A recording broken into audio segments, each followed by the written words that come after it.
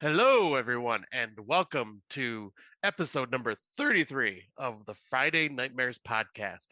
And today we will be going to prom.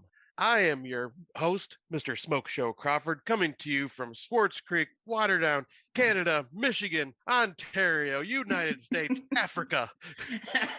Africa. Yes, Africa. And my date for the prom today is the one and only Heather Powell coming to you from Waterdown, Ontario, Canada, who's only going to prom with Scott if he promises pot, booze, and booty. Unless I am getting spades. All of those three things, I'm not going to prom. But after prom for the booty, because I don't want my hair to get messed up, as we've learned from our prom movies that we watched, hair is extremely important in all of these films. Well, to an extent, I guess. But like they did. Did you not hear all the chicks in all these films at some point talk about their hair? It was the funniest shit ever. But there is one movie where they jump right in the pool while they're dressed in their prom outfit, and I'm going, that woman just spent like almost $80 on her hair, and she just jumped in the pool. That is true. That is true. You make a point. So anyway, we are talking about prom, which is a big deal in the United States. In Canada, we have something called semi-formals, which usually happen in February, March. And then we have graduation dances. So you don't have I think prom you have every year, and you can go as like a freshman, a junior. No, it's at least at my school, and I believe a couple others, prom starts our junior and senior years. Okay, so only juniors and seniors can go. So for our semi-formals, we didn't call it junior and senior or sophomore, any of that shit. We just called it grade 10, 9, 11, 12. And you like the grade 12s would get first crack at tickets, and then the grade 11s would for semi-formals. And then the grade 12s or OACs had a graduation dance, which is where there was a full meal and a dance afterwards. So yeah, that's pretty much prom. Funny story, where I had my graduation dance, I had my first wedding. Did you really? Yeah. That is awesome. Yeah, it was good. It was great. Like I was, I had a much better time at my wedding. The marriage sucked, but the wedding was fucking jokes. It was pretty fucking awesome. But anyway, it was a really nice hall because it was right by our high school, and it was one of those like elite halls. Like, when you like live in a town and there's always the halls that people are like, oh, that hall. I don't know if you have that. Oh, yeah. All right. So that's where we had our graduation, and it was a pretty big deal. And we had some pretty awesome semi-formals, but they were just dances. There wasn't dinner or anything attached to it. It was just dances. And it sounds like your semi-formals were basically our homecoming dances. Probably. Yeah. And we had those every year. We took limos there. I would always organize a limo. I was the one that did that, and we would all meet at my house and we would all take the limo. And surprisingly enough, I didn't really drink at prom. I think I was afraid of getting in trouble, and I didn't really drink, and I didn't go anywhere afterwards for a prom party except for, I think, graduation. I did. Yeah, I'm trying to think. Yeah, because I think it's the same thing for me. I think I smoked down before I went into prom, but I never drank. And then I had my date for both proms was my girlfriend for the couple of years, and her parents wanted her home like before the prom even ended, so we never got to go to any like after prom party or anything like that. Yeah, right. Like I went to a couple of boyfriends' prom or semi-formals. I shouldn't say prom, semi-formals. And they were fine. Like I think there was one where I did drink, maybe because he was a big drinker, but I was always so afraid of doing it my own because I didn't want to get caught and get in trouble because they made a real big deal. And I was still a pretty good kid. Like I drank on the weekends and shit, but I didn't want to cross the line, if you get what I'm putting down. Oh, I get what you're putting down. Right. So I kind of followed the rules a little bit, but prom is such a fucking big deal. And I was surprised watching some of these movies. One of them particularly was just god awful, but the other ones, like they really do capture how like it seems like this is a big event, the dress, the date, who's taking you, prom proposals, and all that other shit that's now become a thing. Like, did you ever with your girlfriend, was it just assumed, or you're like, hey, we're going? Like, yeah, because my girlfriend at the time went to a different school than I did. So basically, like we only seen each other after school, and I was just like, hey, prom's coming up, you want to go? Yeah. Like it wasn't like I've seen in person, like, people asking others in our school to go to prom with them and stuff like that. And some people went elaborate with it and like, had like friends holding signs, and almost kind of like someone proposing to get married, almost in a way, like just having friends holding signs saying, would you go to prom with me? And shit like that. Like I've seen that in person, but yeah, for me it wasn't because like the girl I was going with at the time was from a completely different school. Well, yeah, she was your girlfriend, and I guess you probably assumed she was going to want to go with you anyway. Yeah, it was just I had to get the parents' permission, and the parents hated me, so that was always fun. Oh man, that's tough. I don't know why they would hate you. Like you would be the kind of person that they would like. Well, the older me, yes. Teenage me looked like stoner goth kid trying to like troublemaker. But you probably weren't a troublemaker, were you? Not really. I mean, obviously like party guy, but not really. But the parents were super Christian, religious type. I see. So you were the bad boy. Yeah, and plus I smoked. I never thought you and bad boy would ever. Right. Well, I was gonna say. Plus, I was like a smoker back then, so I was like smoking cigarettes at like the age of like 17. Oh, like, you so badass. Yeah, I was the cool kid. You were, right? And did you get your date a corsage? Oh yeah, yep. I got her the corsage and like pretty much did the whole shebang. Like I think the first prom, I ended up borrowing my stepdad's '66 Buick Riviera. So old school hot rod, all done up, cherry red, beautiful car. And the funny thing is, this is before GPS, and this was in a place I had never been before, and was almost an hour away from where I lived. So why did they book your prom so far away? I have no freaking idea. And a couple of my friends knew how to get out there, so we pretty much followed them the whole way out there. And then since I had to take her home early, I had to leave before them, and I had to try finding my way home. We ended up getting lost for about 2 hours, driving back roads, not knowing where the hell I was. Oh yeah, you got lost for about 2 hours. High five, high five. High five, high five. Oh, but her parents were pissed because she got home like an hour and a half late because we couldn't I bet they were pissed, and they were, and then she told them you guys got lost down back roads, and I'm sure that just because we all know the most important thing to a young girl is her virginity. Absolutely, we must make sure that is kept intact. There was thick sarcasm attached to that, just so we're clear. Yeah, you like it thick. Wait, Fuck. what? I just so good. This whole anyway. The whole sex thing when you're teenagers just gets on my nerves, but that's not what we're talking about. Though I guess prom and getting banged does kind of go hand in hand. I remember the first semi-formal I went and bought this really like sexy dress. It was this red short thing that like covered my boobs, obviously, because really, yeah, I was just like sticking my tits out like a stripper. And then it went down to just above my knee, and then was covered with black lace. So it had black lace on the shoulders. I'm going to share the prom pictures, much like Scott is. We're going to share our semi-formal or prom pictures to the page. Oh God, I'm so sorry, everybody. So anyway, I went with my boyfriend at the time, who I had been dating, my first boyfriend, who I had been dating for I think like 2 or 3 months at the time, and he bought me this beautiful red corsage. Like it was actually really, really nice. And I got him a boutonniere because my mom's like, you need to get him a boutonniere. I'm like, I do? She's like, yeah. So she took me to the florist. I got my hair done and all that kind of stuff. And we're at semi-formal and we're dancing. And he tells me that he loves me. And I said to him, you're special to me. Legit, Sky. Oh, that is great. Because like I didn't know what to say. So was that like one of your first serious boyfriends? Oh yeah. Like, and I really liked him, just so we're clear. And I still like him. He's actually a really good dude. He's married with 3 boys, all have red hair just like him. God bless him and his wife. Oh, it must be a lot of work. But it was, it was funny because we were together after that for another 6 months, and he was the guy that I lost my virginity to. And he lost his virginity to me too, actually. We were both nice. Aww. Yeah. And he was a really nice dude. He really was. And he handled that really well. Like, I think he just knew that I was caught off guard and he wasn't offended, which I thought was pretty mature to not like, because really, like, someone tells you that they love you and you're like, you're special to me, like that's kind of shitty, right? But in the same way, when you say you're special to me, it basically means I love you. It is, right? And I do. And I, to what I could at 16 years old, I absolutely did. I think love has different degrees of love. I think your love for somebody grows as you get more mature. But I think at that age, of course, I loved him. There was a couple boyfriends that I definitely fell head over heels for.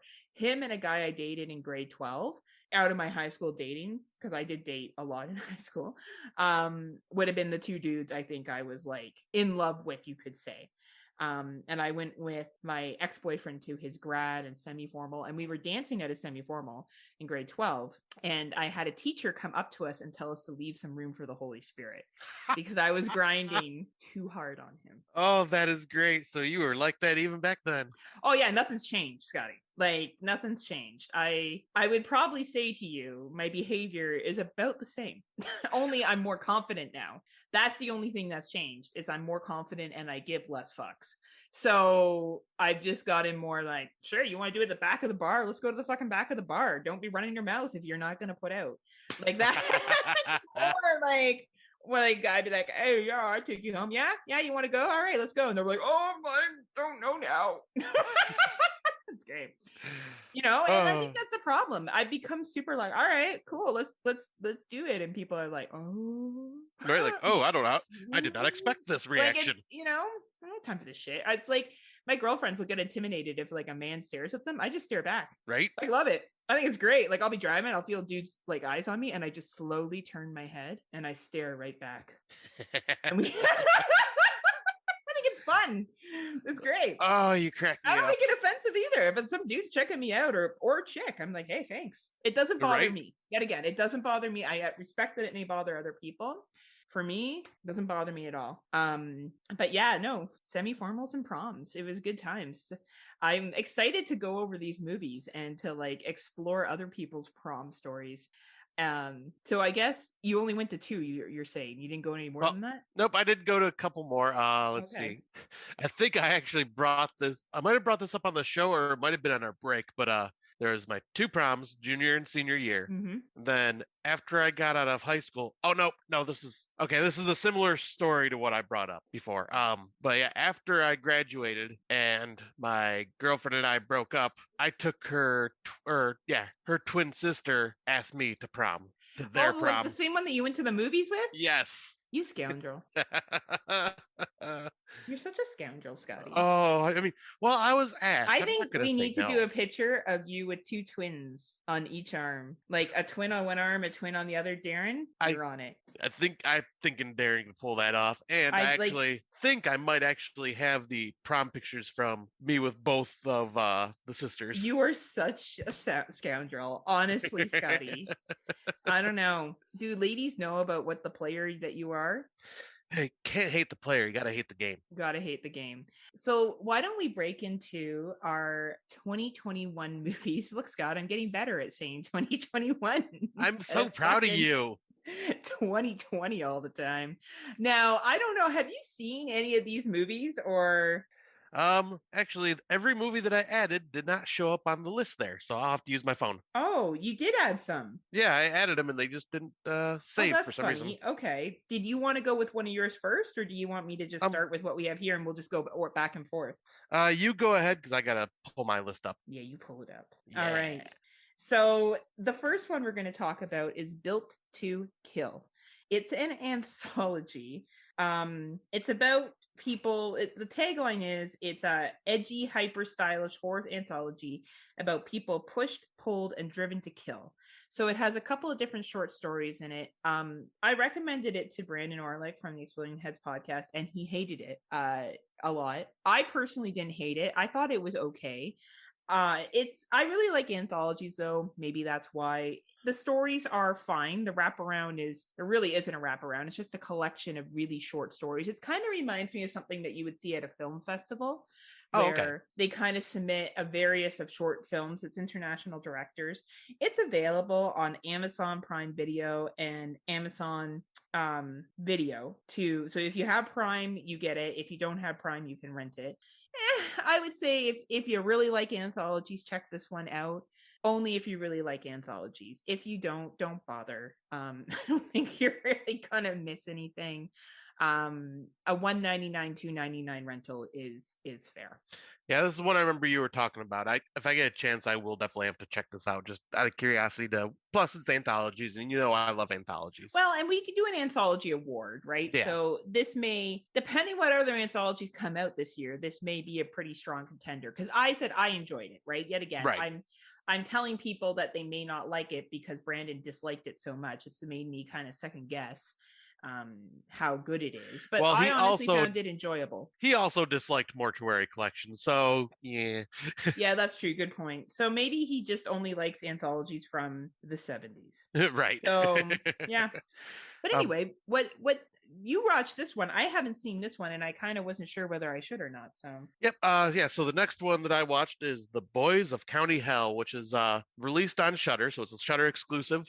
I'm not sure if it's on Canadian Shudder, but hopefully it is. Like, because I think this one is worth a watch. It's a horror comedy that's light on the comedy, but it's an Irish vampire story. And I found this to be like a very entertaining movie. Like, it's not going to be like top 10 material for most people, but I found the acting to be good. I found the kills to be good. The comedy, when it's there, hits and actually made me chuckle quite a few times. Like, the closest thing I can think of is Shaun of the Dead, like as a comparison. But Shaun of the Dead, I feel, has a little more comedy. But where I feel the comedy comes from the characters and the dialogue they say, and not like the slapsticky style humor. And so I think it works really well that way, because when the horror hits, it's actually horror and it's kind of like actually, scary for a horror film. But I recommend this one. I found it to be very entertaining, and I think it's worth checking out, especially if you dig like horror comedies. Well, and it's on Shudder, right? So it's a free watch on Shudder if you have Shudder. Yes. Right. So I haven't checked to see if it's available Shudder Canada. I haven't had a chance to look at it yet. It probably is. I believe it's also available on Shudder Prime as well. So for those of the people who have just the Shudder Prime option, which I don't really know if I dig that option, because you kind of don't get everything that Shudder has, right? You only get select. Yeah, it's like the selection from the Prime version is very like limited compared to what's actually on the app. It's really weird. I'm just double checking here. Oh, it's not coming up when I'm searching it. Is that the name? The Boys of Country Hell? Boys of County Hell. County Hell. Oh, that's what I'm doing wrong. Okay. County Hell. Let's see here. No, still not coming up for me. Maybe we don't have it on Canadian Shudder. Maybe it's just an American Shudder thing. Oh, wow. Yeah, that's interesting. Cool. Yeah. Shudder really hasn't been hitting it out of the park yet with their exclusive. Like, they've all been okay. Yep, I think my favorite one of theirs so far was the Indonesian horror film that we watched earlier that I can't remember off the top of my head. Yeah, you know what? That's funny. I was thinking the same one, The Queen of Black Magic. Yes, Queen of Black Magic. Yeah. I think that's been the best one so far, and that was early on. Yeah, I thought that one was really good too. Like, the power was fine, but I agree very much with Tim Davis's and Daniel Luffy's review off of Horror for Dummies. Yes. I listened to their Raw episode, which, by the way, if you're not listening to Horror for Dummies, please check them out. They're an awesome Aussie podcast, and they have something for everyone now with their different channels on YouTube, as well as their different show themes. And I think they made some really valid points about the power. Like, not a bad movie, absolutely not a bad film, but like very like... like, I agree with Daniel. He's like, did we have to have this storyline? And I'm like, yes. Yeah, like it's, sometimes you're like, okay, I fucking get it. And I don't mean to be insensitive to what the topic is. But yeah, like, it's just, I feel like, you know what? I'm sure good things are left to come for Shudder. I'm sure it's just the beginning. We're only in May 1st. We have lots of time to go, and something will knock our socks off for sure. Yep, I hope so. But right now, Netflix with what was it? All My Friends Are Dead is probably one of my favorite. I think All My Friends Are Dead right now is my current favorite release between the major popular services. Oh, so, nice. Between Netflix Prime and Shudder, All My Friends Are Dead right now is my favorite that's available through those services. Nice. I just think. And Slack is up there too on Shudder as well. I really like Slack, which is funny. 2 horror comedies are the ones that I prefer the most right now. Well, I'll say you do dig a lot of the horror comedies, though. Like a lot of the humor really hits with you. Because I'm a child. It's true. All right. So the next one we're going to talk about is The Inheritance. This is an uncorked film, and it's an uncorked film. So if you've seen Uncorked films, you know what you're walking into here. It's an 87-minute runtime. A woman's inheritance leaves her to Eastern Europe. Like, they don't even give the fucking country, just Eastern Europe. To just like Africa. Fucking like Africa. Undercover a dark and disturbing family secret. The family secret is not a shock. Okay, none of this movie was a shock. I will give it credit. The acting was probably better than other films that Uncorked has picked up. This was definitely one of the more like well-acted, artsy films that Uncorked has picked up. Definitely had more money put into it. All those things there, but it's very much a tale that we've seen before. Woman goes to house that she inherited, dark family secret, ghosts, yada yada yada. Like it's it's nothing that's gonna make you be like, woo! Do I recommend it? If you really dig ghost stories a lot, if you really like slow burns, yes, but you really have to like ghost stories, very heavy dialogue, and slow burns. If those are for you, then I would say this would be worth a $2.99 or $3.99 rental. If not, skip this one. It's not available anywhere yet, it says on Letterboxd, but it will probably be dropping on YouTube, Google Play, iTunes, the usual suspects. All right. And I don't think this will be picked up by Shudder or any other streaming services personally, but I could be wrong. Yeah, I was going to say, and would you recommend I watch this for our Uncorked Awards? No, that's a good question. Yeah, probably. All right. Yeah, because the acting is actually pretty good. Okay. And you may like it more than I did. Like I now, mind you, I saw it a little while ago too. So right. Not a bad film. Not a bad film at all. It's just the plot lines kind of. I'm finding we're seeing a lot of recycling of plot lines. Yes. Are you noticing that too? Yeah, well, and you'll notice that is a trend. Like when something, especially when there is a mainstream movie that hits that popularity, then a lot of the lower budgets kind of copy that formula. Yeah. And they'll do it until it's beaten to death, and then they'll move on to the next thing that's popular. It's kind of it's very cyclical like that. It kind of like video games. Video games do the same thing. Like, oh, something really big and popular was successful. Let's kind of imitate that same style. Yeah, I agree with you. I think that's definitely what we're seeing right now. Yeah, like we'll get a lot of pandemic movies coming up very soon, I'm sure. Oh God, are we ever? So yeah, the next one you've seen. I have not seen this one. Yes. So yeah, the next one is Jakobs Wife, which stars Larry Fessenden and also the lovely Barbara Crampton. Oh, nice. She's getting around, huh? Yeah, she is definitely getting on a lot of these interesting horror films, and she's had that amazing resurgence ever since You're Next, which was the first movie she came back for in over, I think, 15, 20 years. And then since then, she's just had this amazing resurgence. And like you said before, like I think her as an actor, I think her acting skills have just gotten better as she's aged. Yeah, and Sander, I get that you love Barbara Crampton and that no one can say a bad thing about Barbara Crampton. Her acting was not that good when she was younger compared to now. And that is not an insult to Barbara Crampton. That is a compliment that she has been able to develop her acting skills. I'm not saying she was a bad actress when she was younger. She was just relying on her looks. And why wouldn't she? She was beautiful. And that's what mattered in that time frame. Well, and she was also, like, I think before she got into horror films, was a soap opera star. So that explains a lot of her acting style from back then. Absolutely. And you know what? Her looks were marketable. Yeah. She made money on her looks. She made money on going topless. And I 100% respect and support that. Like, that's how she was making her money. But it wasn't her acting that people were going to go see, okay? No one was watching Barbara Crampton because they thought she was such a great dramatic actor. But watching her now in films, I really believe her characters that she plays. I think she's smart with the characters that she's casted in, with the exception of that constable that she was the Irish. In the Sacrifice. Yeah, like she was fine. Like she wasn't horrible or anything like that. But you know, when We Are Still Here, like she was fucking phenomenal in that film. And You're Next, she was great in that too. And it's really exciting to see her come back, still be beautiful and be talented. Like to have it both. I think that just speaks to her being more than just a pair of boobs, you know? And I think that's really awesome. Yeah, I have a lot of respect for her for even coming back and doing this again. And but yeah, like this movie, it's very interesting because it seems like it would have been right up my alley because, for one, I'm a big fan of Larry Fessenden and a big fan of Barbara Crampton. Oh, yeah. And the makeup effects were done by the guy that did We Are Still Here's effects. Oh, nice. But there was something missing from the story. And this is the other part that should have sold me. It kind of focuses on relationship. Okay. in a struggling relationship in a way.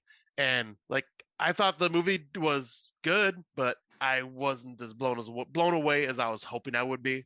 I'm kind of leaving it like being skeptical because I'm not wanting to spoil what the movie is about for the most part. Well, it has a pretty high rating on Letterboxd. It's sitting at a 3.1. Yeah, I would probably give it about a 7.5. Like Oh, I okay. did That's pretty enjoy it. high. Yeah, Okay. I was kind of hoping to be higher on it, like because I was kind of excited for this movie. But yeah, it was enjoyable. But it was I would say it's the acting of Larry Fessenden and Barbara Crampton that carried this film more than anything else. Well, that's exciting. It's a 98-minute runtime. Pretty high praise on Letterboxd. Decent praise from Scotty. It's available on iTunes, Google, Vudu, YouTube, and Microsoft Store. What do you recommend the rental price, Scotty? I would say this is worth like the $5 style rentals. Okay. Yeah, and I'd be honest, like, because yeah, I think it was just like released on VOD straight up, like you were saying. And yeah, I'd say it's worth like a $5 rental. It's a good movie, and it's a quick paced film, so it doesn't like last too long and like overstay its welcome. Okay, good to know. I will check it out probably then. It sounds like Yeah, it's worth it. I recommend you watch it. You might even like it more than I do, but like yeah, there was something that just didn't hit for me to make it like a 8 or 9 out of 10. Awesome. The next one is Well, the Wolf's Away. So this is a foreign film. It's a Spanish film. So I kind of was hoping that this would be last year's Werewolf, and Oh, okay. It's not. It has young kids in it, which the similarity is. It is a very well done film. This was a 2017 film that just got a mainstream release in 2021. And I think the reason why is because it's a long film. It's 123-minute long runtime. And I think this is just a film that got looked over. I think this was a film that kind of, it is a little bit slower, and maybe people were like, oh, it's slow, I'm not going to watch it, it's not going to be something I'm going to like, blah, blah, blah, blah, blah. And it is really well done. It is definitely a slow burn. There is a lot of character development. The payoff may not be what everyone likes, but it's pretty high up on my list. I would give it probably an 8 to an 8.5 out of 10. Oh, wow. Something I'll probably talk about at the end of the year. I don't know if it will be on my top 10, but it was definitely well acted. You were invested in the characters. You cared about these kids. These kids all had acting chops. And it's available on DirecTV, Pantaya, and Pantana Amazon channel. So one of those specialty Amazon channels. Wow, I never even heard of that one. I guess it's a new one. So if you're going to rent this, I would easily say a $3.99 to $5.99 rental. If you like slow burns, if you enjoy kid-centric films similar to The Werewolf and how it focuses on children, or Werewolf and how it focuses on children, then I would check this one out. Yes, Scotty, I think you should watch it when you have some time. Awesome. I will definitely do that then, because yeah, you know me, I've been looking for more films to watch for 2021, and I'm just not finding things that catch my interest. I think you could even watch this with friends. All right. I like watching films with friends. Mm-hmm. Mm-hmm. Now, the next one is Death Ranch. This was a 2020 movie that was released this year. It's a 78-minute runtime. And it's basically based upon 3 African-American siblings who are on the run from the police in the 1970s, and they run into some KKK members. It is, wow. I feel like, okay, I really like this movie a lot, and it's not because of the political messages that it shares, but the political messages that it shares, I feel like people are going to have a better time understanding because it's in the 70s. But I think the deeper meaning behind this movie is that nothing has fucking changed from the 70s. Yes. That there is still people that believe, and we still very much have Ku Klux Klan members. But that isn't rubbed in quote unquote your face for the people that are ultra sensitive to that kind of stuff. It's just a really good, gory kind of, what would you say, survival? Revenge. And I will say, like, low budget revenge, but low budget done really well. Fuck, like they didn't spend a lot of money on their sets. They didn't spend a lot of money on their costumes. But what they did was they were like, let's make sure our practical effects are done fucking well. And they were. Yeah, because this almost reminded me of shot on video style movies from back in the 80s. Mm-hmm. Like just it had the way that grungy feel to it. Yeah, like it was made just sense. Yeah, it fit perfectly, and it felt like the '70s exploitation style horror film. And Absolutely. yeah, I was really impressed by like just the quality of the film for being so low budget, and then yeah, just like you were saying, the topic that is still fucking relevant today. And it is a movie that easily for me could win low budget of the year. Yes. And maybe in my top 10, because I thought that it was so well done. Personally, for me, I think this is a movie that is a hidden gem that people will probably skip over. And yes, some people may not like this film. It may not be your jam, but at a 78-minute runtime, the gore is, if you want gore, you're gonna get some gore. Yep. So it's there. If you like watching KKK members get their comeuppance, then it's for you. Like, made me smile like a motherfucker. The plot is very basic, but it is a very emotional movie too. It's definitely, and it captures a piece of the 70s really, really well. Really, really, really recommend it. Yeah, this is a high recommend from both of us then. Because I thought the same thing. Let me just check to see where it's playing. Okay, so it is available on iTunes, Google Play, Vudu, Microsoft Store, and YouTube. It is worth whatever rental you pay for this. 110%. This will definitely be one that will be an underdog this year that is worth checking out. Yep, and this is definitely one that, like you're saying, pay any price, and I recommend, especially for these super low budget films, pay any price you can to rent it. Help these guys out because they deserve the money for this film. Absolutely, no, I couldn't agree more with you. Yeah, and I guess with the next one, should I leave this one to you, Scotty, to talk about? Nope, because I never finished it. Oh, well, yeah, you shut it off. Yep. That tells you how much Scotty liked it. So this one is called The Boonies. It is a 2021 film. It is a 90-minute runtime. It's based on a group of dudes that go out camping for their bachelor party and run into cannibals, which is a really unique concept. So fresh. That no one's ever tried to do before. But that being said, it's okay. It has a 2.7 rating on Letterboxd. This was clearly someone's first attempt at filming and directing and writing. The acting is what you would expect for an indie type film. I think it's also really important when we talk about indie films, people understand the acting quality behind indie films. And we're not saying that indie actors are shitty. They are just working with slightly less material. Rebecca Reinhardt is currently filming a movie with Rob Millo. And they also made a movie called Embalmers. I work with Rebecca on the Slumber Party Massacre. And I would argue that Rebecca's a great indie actress, but they're working with less stuff. And I think we kind of sit back on our big mighty horror chairs sometimes and we're like, oh, stupid low budget, the acting sucked, everything sucked. And that's fine. If you don't like indie films, you don't have to watch indie films. No one's going to put a gun to your head and make you watch indie films. But it takes a lot of balls to go out and make a movie. And I think with the Boonies, they tried. I will 100% say, because I sat through this movie, they tried. There was one woman at the end who I was like, she's got some acting chops. And it's a shame that she doesn't show up till the end. She's the main antagonist. And I was like, man, she'll be in other shit. Like someone's going to see her in this and go, this person is able to convey whatever emotions we need effectively. Do I recommend this film? Well, Scotty shut it off. How far into it were you, Scotty, when you shut it off? I made it to about the 40-minute mark and just said I had enough. Honestly, though, that is coming from someone now that my time has become very precious on what I watch because I don't have the option to watch. Like, if I was at work and watching this, I probably would have plowed through it, no problem, because I would have just left it on in the background and while I'm doing other things. But being at home, watching it, I'm going, I don't have time for this. Like, it just wasn't enough for me. Like, it wasn't holding my attention and kind of getting on my nerves. And that's fair. So what if we were doing an indie horror spec? Like our episode was just strictly on indie horror. Would you have continued to watch this? Yes. Okay. So that Scott, thank you, Scotty, for backing up my point that I was making. This is not a film that I think most people are going to love.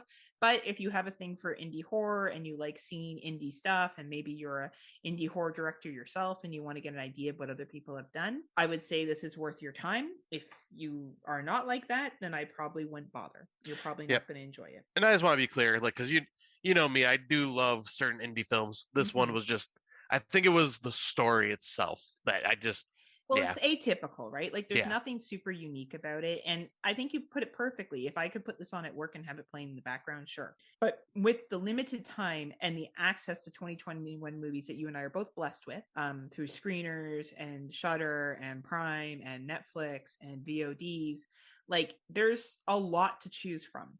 Yeah. We're getting theatrical releases this year. You know, there's no shortage in films. And when you have to be a little bit more selective, films like this are going to be pushed over to the side. And there's a reason why. You know, they're not as good. But do I think this was better than other indie films like The Resort? Absolutely. I 100% think this is more love and energy and time put into it. But yet again, you've got to really dig indie films a lot. So if indie films are for you, this is available on Fling in both Canada and the United States, and YouTube in Canada. Okay. And finally, the last one. I think you've seen this one. Yes. All right. So I'll let you bring it in then. All right. So the next one is For the Sake of Vicious. It's a weird title, but the vicious part definitely fits. Yeah. I can't remember. I don't think this was a Shudder exclusive. I think this was just a VOD one. Yeah, it's VOD. Yeah, I'm not even gonna get into the plot because the plot just kind of goes batshit crazy and other people get involved and it's very strange. But like I have to say, like I enjoyed it. Like it was just kind of fun unraveling what the hell was going on between these characters and like the mystery behind it all, and the over the top violence in some of these scenes was just like, for me who loves the gore and stuff like that, I was just kind of like grinning ear to ear because like, yeah, there's some just ridiculous violence in this movie. And like I would say the acting is all pretty good too. Like it's strong actors for the most part. And yeah, just I would say just a kind of fun roller coaster of a movie to get through because it's easy to watch. It's the plot isn't confusing, it's just crazy. Yeah, that's a good way to describe it. Yeah.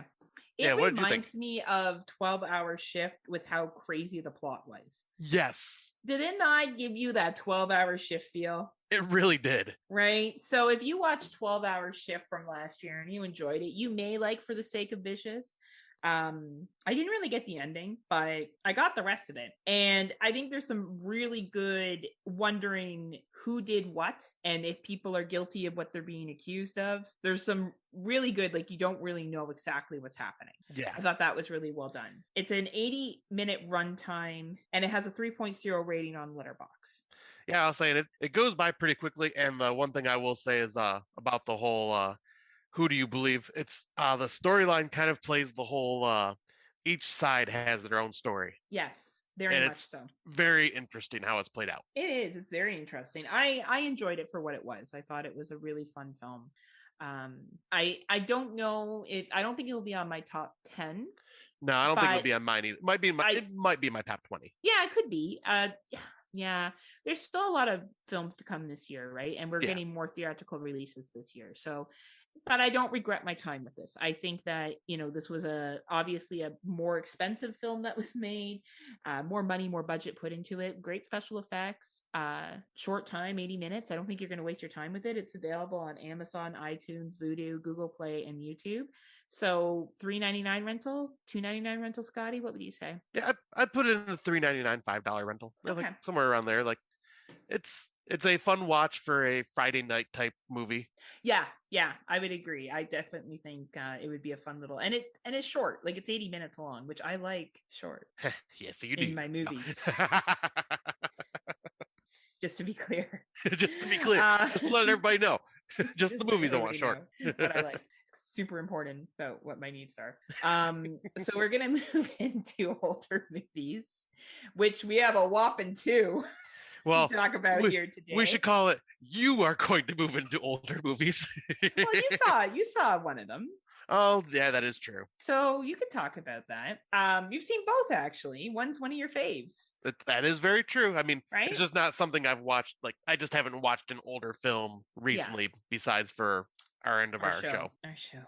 The work we do for you guys here on Friday Nightmare. Yep. It's hard when you're Scott and you're a playboy. Scott was out at a bar last night, just so everyone knows. Scotty. Yeah, I didn't get to talk about my bar life. Because I didn't want you to rub it in my face. I'm just kidding.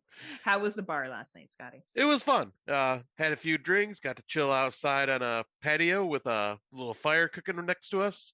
And yep, had some met up with some coworkers and had one of my friends with me. And yeah, it was just a all around good night. I just want to know, was the fire as hot as you? Being a smoke show? Did you turn to your date and be like, this fire's hot, but you know what's hotter? Smoke Show Crawford. Yes. This is like a line that would have been said in American Pie. Yeah, that's right. How bad that line is. And that's how bad American Pie is when you watch is it hot in here, or am I just a smoke show? Speaking of hot in here, so May, the movie 2002, I reviewed it. Well, because there's a scene in there, right, that kind of plays on this. Oh, so that's true. Yeah, right. I'm not just trying to get you to stop talking about yourself. Like, I actually had a lead into. Yeah. I actually have a lead into. So May was a movie that I watched for the Summer Party Massacre. And I had never seen it before. And Anna Faris is in it, which proves to me that Anna Faris is the same fucking character in every movie she's in. Like, she's like one-dimensional, which is fine. She's funny. And Angela Bassett Bennis. And she was great. It's a really good film. It's basically about an outcast and how she eventually gets her revenge. But there's a scene where she brings this punk guy back to her apartment. And he tells her that he's getting hot, so he has to take off his shirt. Yes. Right? But then he's like, oh, I'm still hot. Do you have any ice that I could put on my nipples? Like, and I just thought that was the funniest shit. Like, I was like, and then he goes to her ice box and he finds something else there that's not ice. And or freezer. Ice box, because we're in the 1920s. The ice box. Anyway, I enjoyed it, and her character, like, you do feel sorry for her. You definitely feel sorry for her. I feel definitely Rent-A-Pal and Patchwork took some inspiration from this film, which is fine. I think Rent-A-Pal's better. I will tell you this now. I like Rent-A-Pal a lot more than I like May. I felt a lot more for the character in Rent-A-Pal than I did for May. But, and it was more because I didn't get how May's transformation happens. Like basically how she snaps and all of a sudden is confident. And all of a sudden she's like super like, coy. And I was like, I don't really fucking buy that. But I did like the love interest in it. I liked him a lot. Jeremy Sisko? Yeah, I liked him a lot. It was a fun movie. I'm sad I missed it in 2002. We gave it a 5 out of 5 on that show, and I think it totally deserves it. It's a really good movie. Yeah, it's like I said, it's one of my favorites, and it's probably because I kind of like in Rent-A-Pal, I can relate to May as like I could the character in Rent-A-Pal. You also have dead frozen cats in your freezer? Yes. No, just the whole being kind of a weirdo and feeling like an outcast. So you go on dates and people ask to take off their shirt and then put ice cubes. I need to put ice on my nipples. It's getting hot in here. Funny. I can see why you would feel that way, but it doesn't sound like you were ever an outcast. No, I mean, like, there was before, like, I would say my 8th grade to sophomore years where I felt that. Okay. And then my junior and senior years when we were known for our parties. Well, that's when you became. That's when I morphed into Smokeshow. So after you saw Heredity, what did Tim say you did in the parking lot? Anyway, listen to Horror for Dummies if you want to hear what Smokeshow does in the parking lot after seeing the movie Heredity. And if you also want to know it's almost like they were there watching you. Right. And it also listen to that episode because they tell you what exactly a Scott Crawford is. Yes. So moving forward, we expect everybody to coin that same phrase. Yes. They're just so jelly. They are. They're like, I wish we could get rid of Heather and then we could have Scott all to ourselves. And they like sit there with their like Aussie stuff and they drink Foster's beer. Yeah, and Tim punches dolphins. No. And what else did they do? That else is really, and then they have tea time. And then they put another one on the barbie. Yeah, they put another shrimp on the barbie. And they like to say, good day, mate. Good day, mate. And they call each other mate all the time. Yep. Like, Tim, Heather. Tim I'm so mad. I'm going to go watch Jaws for the 15th time today. Then I'm going to go punch a seagull. And I'm going to pretend that the shark's eating you. I'm just kidding, Tim. That episode was pretty jokes. Like, they were really funny when they made fun of you. So everyone, please listen to Horror for Dummies. They're an awesome podcast. And if you want to listen to someone else make fun of Scott besides me, It's a thing. It is, and I think that was the Power episode. I think, yeah, it was the Power episode, and they do a great review of the Power too. Probably because it was the first time I agreed with them. I'm like, oh yeah, you guys have a point. Right. And then the next one is Martyrs, which you just rewatched recently. I was not prepared for how violent this was going to be. Especially that opening scene with the family. I was like, what the fuck? French film. I think that sums it up the best. Motherfucking French film. Well, and it's one of the French extreme films too. They're like, oh, you fucking uncomfortable? How about now? You fucking uncomfortable? How about now? You fucking uncomfortable? How about now? You're fucking uncomfortable? That's what this film is. It's just like, how far can they push things? And we saw the unrated version. I can't, the rated version. The rated version. I can't imagine what the unrated version looks like. Yeah, that's like because you said rewatch for me, but this was a first time watch for me. Oh, I thought it was a rewatch. Sorry. Nope. I've been holding off from watching it because I've been waiting for the unrated version. Right. But the unrated version is out of print and going for a shit ton of money, and so I just never got around to it. Then I said, "Fuck it, let's watch it." Because little spoiler for what's coming up at the end of our show for our Out of the Dark segment, we're going to do a spoiler-filled review on this movie. So we watched it, and like I finally forced myself to watch it, and yeah, this is an unrelenting assault on the senses, like the way only French horror can tend to do, apparently. And I was expecting way worse because I've had it built up in my head, but that is not to say this movie was not fucking hard to watch. Whatever. Scott was like doing what he did after Heredity after watching this movie. During, actually. Smokeshow had a Scott Crawford. He was like, oh man, I want that to be my life. How can I get someone to do that shit to me? Oh God, no. Oh yeah. No, hell no. Martyrs, hold my fucking beer. I'm coming for you. So we'll get into more of that later. Our Martyrs experience, different experiences we had completely. What we've been listening to. So why don't we break into that? All right. So I've continued down my trash. Fucking Spotify. It's become a problem. Because what happens is I listen to one of these like podcasts and it's all from the Parcast network. And then they recommend another one during it. And then I download that one. And it's becoming an addiction. So today I'm going to talk about female criminals. So this is a Parcast Spotify original, and it has 213 episodes, and it focuses on female criminals. So women who have committed crimes. It tells stories from their birth to the crime being committed, the trial, and what has happened to them afterwards. It is dramatized tellings, but they do use a lot of factual stuff because at the end of each episode, because now I've let it play out to the absolute ends, usually just like once the story's done, I'm like, all right, that's the story, click. I don't listen to their thank you for listening and blah, blah, blah. But when I listen to it, they've actually been using sources like news articles. They've actually used court reportings as well as books that have been written, and in some cases interviews. So they are, getting relevant information. They're not just making shit up from the seat of their pants. So one of the most recent ones I listened to was Yolanda, who killed Selena. Do you remember that? Yes. Right? So it talked about that woman's life story and how that fateful day at the day's end came to be.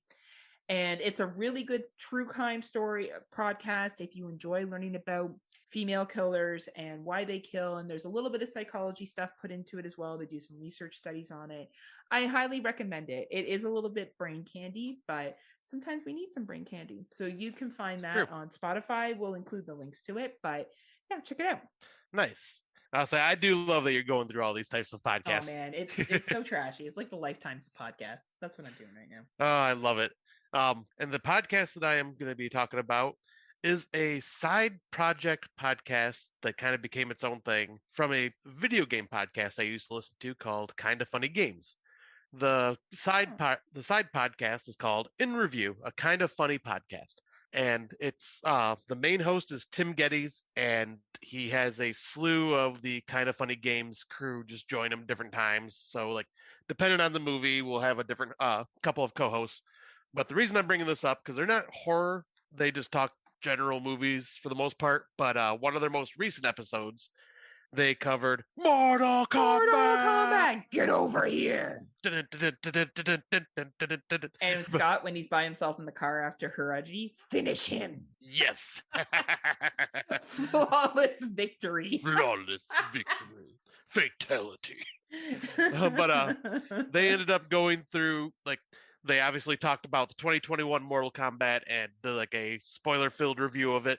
And then they went back and talked about the first Mortal Kombat movie and the second Mortal Kombat movie, Mortal Kombat Annihilation, and then ranked them. So, like, I won't give the rankings away or anything like that, but I thought it was just a really great episode. And you could, since they're all video game nerds, they were all talking about all the in-depth detail of history of Mortal Kombat as well. Saying, "Get over here." No, I think that's just you. I love that line. Get over here. It's so good. It's like Scott goes into these long tangents about actually Reptile was actually a reptile if you played the video game in 1997, and I'm all like, I like Reptile because he can go invisible. Yeah. I liked Mortal Kombat because there were scenes where from the video game, like the pit, and I could play in the pit. And I saw them fighting in the pit, and I was like, I like that. That would be that's going to be my review on Controllers Up, Cards Down. And you'll be like, well, actually, I really enjoyed Kano, and I thought it was really accurate how his character was. And that was really nice to see. And I noticed that the lineage, and I didn't even give a shit that the main guy wasn't in the fucking comic book, or sorry, in the video game. I didn't give a fuck. Who cares? Yeah, I did. I cared. Stop being nerds, Mortal Kombat people. We didn't need another white guy leading the fucking pack, okay? Don't worry. Johnny Cage is going to show up eventually. Johnny Cage. I just think he would have been just a better personality. No, he wouldn't. But we'll get into that Cole later. Was a bitch, and we needed him there, okay? We needed Cole there to be a whiner. I mean, you're not wrong, because that's pretty much what he did. But right. Him in his gold shirt. But anyways. That was a very nice gold shirt. Right. Maybe, like, his kid will get some fucking powers. Maybe. She seems to be more, like, gutsy. Right? But yeah, we'll save our thoughts on this movie for Controllers Up, Cards Down. So listen to our podcast, and you can hear me say over and over again, get over here. And you can hear Scott be like, actually, I remember in the 2007 version of Mortal Kombat. So yeah, check it out. And have fun listening to Heather make fun of me because of the nerddom that I go into. Dude, I'll be like the odd man out on Controllers Up. Controllers Up, Cards Down podcast. You guys will all be like actually having these debates, and I'll be like, I like the fact there was fireballs. Do you guys know there was a part where someone had a laser from their eye? That's cool. And I'm starting to notice a trend here when it comes to what we've been listening to. I'm silent going, oh, that's nice. I like the way you're talking about. And when I talk about my podcast, you're just like, blah. You know this. I know. We're 33 fucking episodes. I know. I love it. Like, I don't respect you. Everyone knows it that listens to the podcast. You get me this really nice gift, and I'm like, Gremlin sucks. Like, it's, it's our dynamic. But you stay, Scott. I do. I like the abuse. It's like that Pearl Jam song. I'm lying, she's in love with him. Can't find a better man. Only it's like, we can't find a better podcast partner. Can't find another Heather. Well, you probably could, but yeah. Can't find a better Canadian. Yeah, you probably could. Anyway, did you want to say more about this podcast? Sorry. Basically, I just want to say, go check out In Review, a Kind of Funny Games podcast, because they do a great job of reviewing, but they're also pretty damn funny, and it's a good group of them, and they have great chemistry together because they've been on so many different podcasts together because they have multiple different shows that they do. But yeah, if you want to listen to a bunch of nerds just talk about movies, kind of like what we do in a way, then yeah, enjoy. I think they do cover horror films once in a while, but I think they just cover movies just in a broad topic. Coolio. So they're like double edge, double bill. Yes. Very cool. Very, very cool. Thank you for sharing, Scott. Oh, you're welcome. I like how you're being polite now. I know. Because Gary Hill will be like, Heather bully Scott. I'm like, I know, Gary. Like, you talking about it ain't going to change it. I'm not the only one. Listen to Horror for Dummies. Right. What can I say? I'm just a target. But the thing is, it's all done with fluffiness and love. The more people talk about you, the more popular you are. You're like our Britney Spears, only you're not like shaving your head. Actually, well, I am shaving my head. Oh man, maybe you are like Britney Spears. You're gonna like come out dancing with like a snake and shit. It'll be great. Hell yeah! Oh yeah! Now that sounds sexy. So we're going to take a brief break and hear from one of our mini Legion podcast friends. So after these messages, we'll be right back. Did you ever see a film at such a young age it left you traumatized with cinematic wounds? Necrophilia. It's a dead issue, man. Don't push it. Cinema Psyops is a weekly podcast documenting an ongoing experiment on the mind of an unwilling test subject. No one should have to watch this movie. Oh, no one should have to watch this? No one should have to watch this movie. Surprisingly, it's not a topic that a lot of people really want to tackle. I'm shocked, prudes. I know, really. Right? It's the next sexual frontier that no one wants to explore. I am, in the most sincerest of senses, disappointed in you.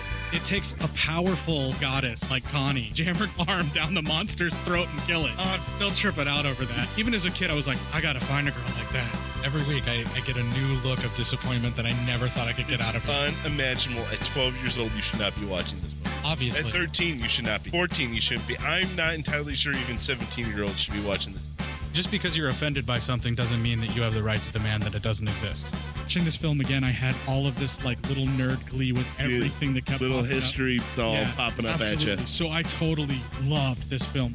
Hey, I know why you couldn't see that. It's because your brain's warped watching this shit at 12 years old. Yeah, this is a rough movie. I told you ahead of time when we were getting ready to do it that it was going to be a rough How could you watch movie. this shit at 12? Because physical wounds heal, cinematic ones don't. Listen to Cinema Psyops. Welcome back. As we heard Scott and I drone on and on earlier, we are going to talk about prom. Prom night, everything is all right. All right, but we're not doing that movie because we already talked about it in remake. So we had to be a little bit more creative. But I did find this article on why prom, and it is called The Racist History of Prom. But I will talk about prom without putting all that stuff in there, not because I don't think it's important, because I do think that it's important to acknowledge where segregation has occurred. But I want to talk more about the history of when prom started and how it grew so popular in the United States, at least. So when young people began going to prom in the late 19th century, it wasn't yet a dance for high schoolers. Prom, short for prom-related, was originally an event for college students in the Northeast that had its roots in balls. Also known as coming out parties, balls introduced young women to polite society and its eligible men, which was what balls were all about. For middle-class white women who may not be able to afford balls, co-ed prom parties for graduating students served a similar function by introducing women to the adult world of manner and etiquette and putting them on display for potential husbands. So yes, super sexist. This shit was going on in the early 19th century, but that's what women were supposed to be. They were supposed to be wives and mothers. So they were putting them on display in order for them to find a man. Early proms were governed by the same rules and dress code as balls. They were racially segregated. For instance, girls were forbidden to wear masculine clothing. Well, I would still argue that there's a struggle with that happening at proms in current day, but that's fine. In the 1920s, white high school students began to introduce proms to their teenage students. Like the college proms, they were meant to teach students how to behave as respectable men and women along gender and racial lines, also excluding Black students. By the time the Great Depression hits in the 30s, prom had become a big enough deal that some high school principals canceled their prom so poor students wouldn't be psychologically wounded. Obviously, there's costs that would be associated with attending these proms, the dress, the hair, all that stuff still stands. And it gets really expensive, especially for women. Well, and the limo thing, it's funny, in the movies we all see when there was limos, it's just two people in a limo. When I got limos, there was 10 of us in that motherfucking limo. And we were all paying for that limo. Like, that's how that was working. We were all splitting that shit 10 ways, and it was usually like $300. So yeah, proms really took off in the 1950s when a post-war boom and new consumer market geared towards teenagers made the celebration a mainstay of the high school year, and one that boys should invite girls to, not vice versa. One 1950 advice book for teenagers lectured that girls who try to observe the rights of boys to choose their own dates will ruin a good dating career. Wow. You gotta be careful, right? You don't want to ruin that good dating career. Right. Gosh. After the Brown versus Board of Education was decided in 1954, white schools in the South actively worked to undermine the Supreme Court's ruling that schools couldn't segregate students by race. And then in the 1960s and 70s, many white schools had integrated their classrooms, began to hold 2 proms, one for white students and one for black students. In the famous case of the Charleston High School in Mississippi, white parents began organizing invite-only proms for white students in 1970, and the black students began attending.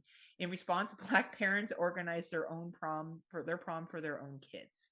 Yeah, so prom obviously became a really, really big deal. I can see some pictures here from 1958 from a black prom and a white prom.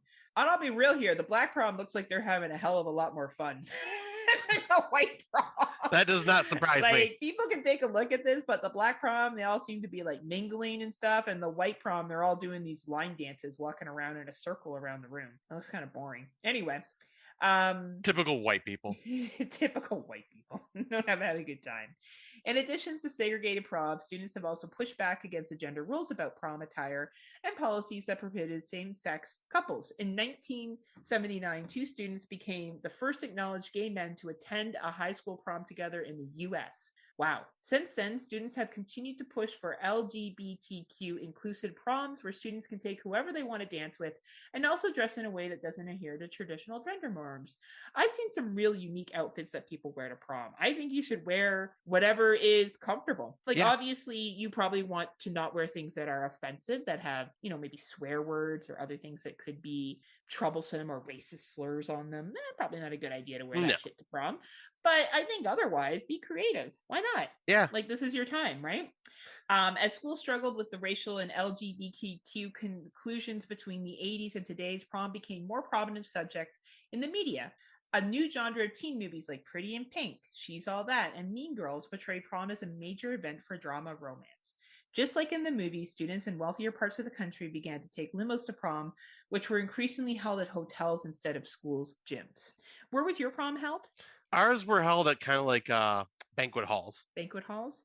I don't remember. I think I went to only one or two dances that were held at a school gym. Yeah, like a lot of our homecoming and like just typical regular dances that happened all the time were held at our like auditorium or our gym. But like when it came to prom, it was like the banquet halls and like places that get rented out. Yeah, for sure. So, but the biggest change to American prom in the past few years is something even recent grads may not have heard of, the prom proposal. Well, you heard about this in high school, so obviously it's been going on for a while. This is much more elaborate than simply asking someone, will you go to prom with me? Prom proposals are usually something that students do if they're already in a relationship and suspect that the answer to the invite will be yes. Like sending their significant other a pizza that says prom or showing off their fire dancing skills. So prom has started off as a way to just match up young ladies with potential husbands, very heterosexual, right, very white, finding the love of their life through a dance of a ball, to where it's really become kind of like a social status of who are you going to prom with? What does your dress look like? Are you being unique? Are you not being unique? How inclusive is your school? How non-inclusive is your school? It's really interesting to see the difference of where prom started and where we got to now. Yeah, it really is. And then obviously with like some of these movies, I wouldn't say any of these movies did it, but like what was it? The Prom Night remake with like how extravagant that prom ended up being and stuff like that. You see that a lot more in movies now too, where they like completely fantasize like what prom really is. Yes, absolutely. Yeah, I couldn't agree more. And we'll break into our movies and we'll talk a little bit about them. So why don't we start with our first one? All right. So since we couldn't do Prom Night, we decided to go with the sequel, Hello, Mary Lou, Prom Night 2 from 1987, which was released May 11th, 1987. Decades after promiscuous teen Mary Lou Maloney dies during a prank gone wrong, she returns as a spirit out for revenge and eager to punish the culprit, her one-time boyfriend, Billy Nordham, who is now high school principal. Evil Mary Lou is perfectly content to kill other locals, and she eventually possesses the body of prom queen contender Vicky Carpenter, which allows her to wreak even more havoc. And so, well, right off the bat, I'll say this is a huge departure from the original Prom Night. Goes a completely supernatural route. I feel like they watched Nightmare on Elm Street, Dream Warriors, and they're like, oh, fuck, you know what? Yep. Why don't we just steal a bunch of shit? Yes. Pretty much. This movie is very insane with the way it does a lot of stuff and just completely out there. You're not waiting for Freddy Krueger to jump out at certain times. Well, that's pretty much what Mary Lou. That's pretty much what Mary Lou was. Right, the evil fucking carousel random horse that Vicky has in her fucking bedroom. Yeah. I really like this movie on a second time watch. This was a second watch for me. The first watch was actually with you, Scotty. I watched this for the first time with you. That was, I think, back in January of 2020. Yeah, so it's been over a year. So I remember being like, it's okay, but I liked it a lot more this time. I found that I really enjoy Vicky's character. And I really like Mary Lou, to be honest with you. I think she was just ahead of her time. Like, I liked how she was like, yeah, you don't fucking own me. I can be with whoever I want to be with, and I can be with whatever boy I want to be with. And, I liked the see you later alligator. Like, I liked her. I thought she was fucking awesome. Yeah, I was like, because, like she was because we didn't really say in the synopsis, but it was from the 50s that she was in. And, like that's like she was using a lot of the 50s lingo, but like she was very promiscuous. She was a very strong woman. Well, she was very much sexually in charge of her own destiny. Yes. And, so what if she banged different dudes? Who fucking cares? Right. She was kind of her own person, and she didn't believe that she belonged to anyone or owed anyone anything. Like when Michael Ironson's been like, we've been going together for a year. She's like, yeah, so fucking what? And she's 100% right. She doesn't owe him sex. Like, if she didn't want to have sex with him, she didn't have to have sex with him. She was having sex with this other dude. You snooze, you lose. Too bad, buddy. Like, I thought that she, looking back at this now, I'm like, yeah, I could get how some dudes would find that bitchy, but she didn't owe him sex because they had dated for a year. That's not a thing. No. She wanted to bang this other dude. She could bang this other dude. She could bang whoever she wants. Yep, and I'll say because the prank was definitely like way over the top, like it is in the 80s, and totally, and it was like so not deserved. Well, and I get that he was upset. Like I would be upset and embarrassed too. She did embarrass him, which is a cruel thing to do. Let's just say, even though she's in charge of her own sexual destiny, that's a cruel thing to do to somebody, and not a nice thing to do. No. But I think the prank, I could get a teenage boy getting that angry that would do something that stupid, right? But I do like the setup of the 50s prom. The only thing I thought was weird is they announced her as prom queen, but they didn't announce prom king at the same time, which is what they usually do in every other prom movie I've seen. Yeah, I thought that was kind of weird. Queen and king. Yeah. Right. So anyway, besides, and that's a minor misfit. Nitpick. Thank you, nitpick, misfit, nitpick. The rest of it was fine. I think the setup to prom was good. As I said, I felt the 50s vibe. I liked her dress. I thought it was, really cute. It was awesome. Now I didn't quite get why her stuff was locked in a fucking yeah, like it was locked in a chest, like in some like attic in the school. Like, why? Do you know why that was? Like, I don't get it. Well, the funny thing is, like, she caught on fire, so there wouldn't be much of a dress left. Yeah, like I thought it was supposed to be her cape, but I don't remember her wearing a cape. No, like that is just probably just some like whoops little mistake that was from the 80s. Like she wore a cape to the prom and then she took it off, and that was like the cape that they eventually found of her. Maybe like it still just seems kind of weird that would have been saved. Like and like put away in an attic somewhere. Yeah, that was, whatever. And that's fine. That has nothing to do with the prom. But I do like the lead up of Vicky and that other chick who's super mad about the prom coming, and she wants to be prom queen, and she's sending out flyers to promote for her to be prom queen over Vicky. And then her friend Sandra kills herself because they think she killed herself, but she was actually killed by Mary Lou. Is it Sandra? I think that was her name, Sandra. Yeah. Right. And and this chick is all like 1 down, 2 to go. I was like, wow, that's pretty fucking cold. Like, right? Like, I know you want to be prom queen, but goddamn. Like, it really emphasized the impression that prom meant everything, and that if you were not prom queen, you were not going to be successful. Yeah, I was gonna say, and out of all these movies, I think this is the one that kind of shows the importance of prom king and queen to certain people. Like where it's like such a huge deal. And like I agree. And it to some people, like especially the popular crowd, it is a huge deal for them to be considered prom queen or prom king. But like people that are not like in the popular crowd, none of them really care. Then that's in real life too. I and I think that was really well done in this film. And I think it ties back to that article of prom being such a elitist event to crown royalty. It's a popularity contest. Yeah, it's a popularity contest. And I think that that's really, really well captured. You're right. And that's why this chick so badly wanted to be prom queen, so badly enough that she was willing to pay that guy. How much was it originally? $100? Yeah, $100 to fix the results. Yes. $100 and then BJ. And then she gives him a BJ so that he will fix the results so she can win. That winning meant that much to her. And I found that really interesting. And I think after reading that article, this film really does sum up the status of prom, even at the beginning where Vicky wants to get a new dress for prom. And her mother is like, no, you already have a dress. You can wear the same one you wore every year. Yeah. Right. And I'm like, already when she said that to her, I'm like, well, that's going to set her apart because that's not what rich people do. Rich people have a new dress every year. And now she's not going to have one. Right. Like, I thought that was really interesting. And that'll take down her status a bit. Cause exactly. She'll be quote unquote the poor person of the group because she didn't go buy a new dress. Which matters, right? I know every year when I went to prom, I bought a new dress every year. Yep. I mean, hell, even I went out and got I rented a different tux because we never bought the guys for the most part. Guys don't usually do that, right? Yeah, they just rent the tux, which ends up being cheaper anyways. Well, and really, if we look at what originally prom was for, women were probably more likely to buy a dress because they were being put on show. Yes. It's almost like taking a bunch of show dogs out and being like, which one do you want? That's a very good point. There's a societal pressure. If we look at the beginning purposes of prom, the hair done, the makeup done, the nails did. I used to have my hair done, but I didn't have my makeup professionally done. The only time I ever had that professionally done is when I got married or I've been a bridal, part of a bridal party.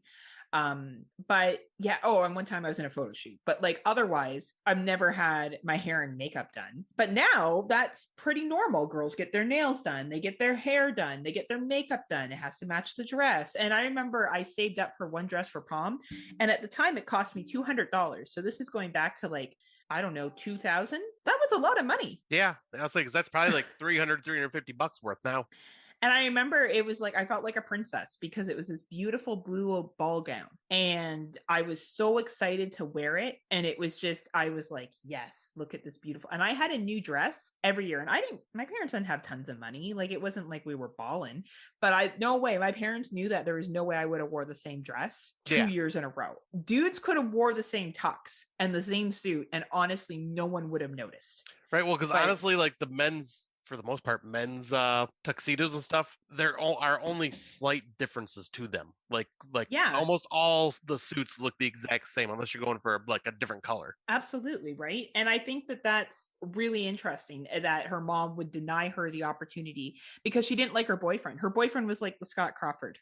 Yeah. She didn't like her boyfriend, right? She wasn't digging him because of the motorcycle and he was a badass. She didn't like him. But yeah, I'm just trying to think of what other scene. I thought the scene in the locker room, even though this isn't prom related, where her and her best friend are getting into this fight and they're both butt naked. Yeah. I don't think those were body doubles either. I think they were completely naked. And I gotta say, good for them. Yeah, because what is her name? Vicky? Yeah, Vicky. That was definitely not a body double because it shows her full shot, head to toe, completely naked, walking through. That takes some confidence. Especially be on film like that. Well, or it's just you didn't have a choice and you wanted to be naked as a female in film, right? So that too, yeah. Right, confidence too. I agree, but I think also there's some things hey, we need you to do this, and that's how you get the part, right? True, because it was a pretty major role when you think about it, right? Prom night 2 was riding off of the success of prom night 1. So you had people that would have seen the first prom night. It had Jamie Lee Curtis in it. It had Leslie Nielsen. It had some pretty big buzzwords. Who was in this film? Michael Ironside, which he's well known. Don't get me wrong, but he's not everyone's go-to, I would say. Yep. He's a go-to, but he's the only one that's recognizable in this entire movie. Right. So any other prom stuff that you really want to kind of point out? I guess arriving at the prom when Vicky does the full transition, when Mary Lou's completely taken her over and she kisses her dad. Oh my God. That was so freaking weird. And then and the fact that her dad's not trying to push her off or anything like that, and he's kind of enjoying it. Well, I guess because the term, you got the idea that the mother was so frosty, right? And that, I don't know, we see a lot of parent and kid now. Like after Cherry Falls, nothing surprises me. No. So, and I did like how Vicky's character was able to make that drastic turn, but I felt like it was a slow burn. Like you saw her starting to speak back against her mother, and then you saw her beginning to kind of talk back to her boyfriend and get upset about things, and then she slaps that bitchy chick across the face, like in the classroom, where you're like, what? Like it's nuts. I thought that was really well done. And then she goes to prom by herself and she's dancing alone without her boyfriend, and no one seems to think that's weird. That was like, but I thought the prom setup was good. It looked like a typical high school prom for the 80s. Yeah, like everyone was dressed the same. Yep, it wasn't overly extravagant. Like it was extravagant for a high school dance, but not like Hollywood extravagant, like just hundreds of dollars or thousands of dollars being spent everywhere. And it looked like your typical like high school prom. And I really dug that, and I really dug that the theme of this entire movie, kind of like the original one, is just like focused. Their whole thing is focused on the prom. Everything before the prom that happens, like trying to find someone to go with. Yeah, everything's about the prom. Queen. Like it's hyper focused on it, which fits this topic perfectly.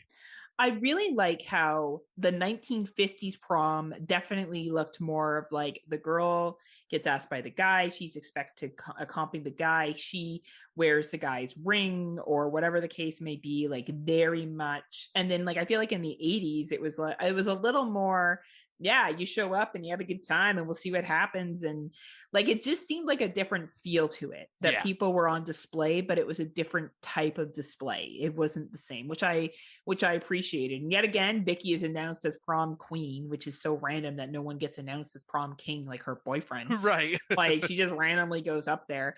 But that ending scene of where Mary Lou climbs out of Vicky. Oh, that scene is awesome. Was really well done. I was watching that and I was like, fuck, like this is pretty good.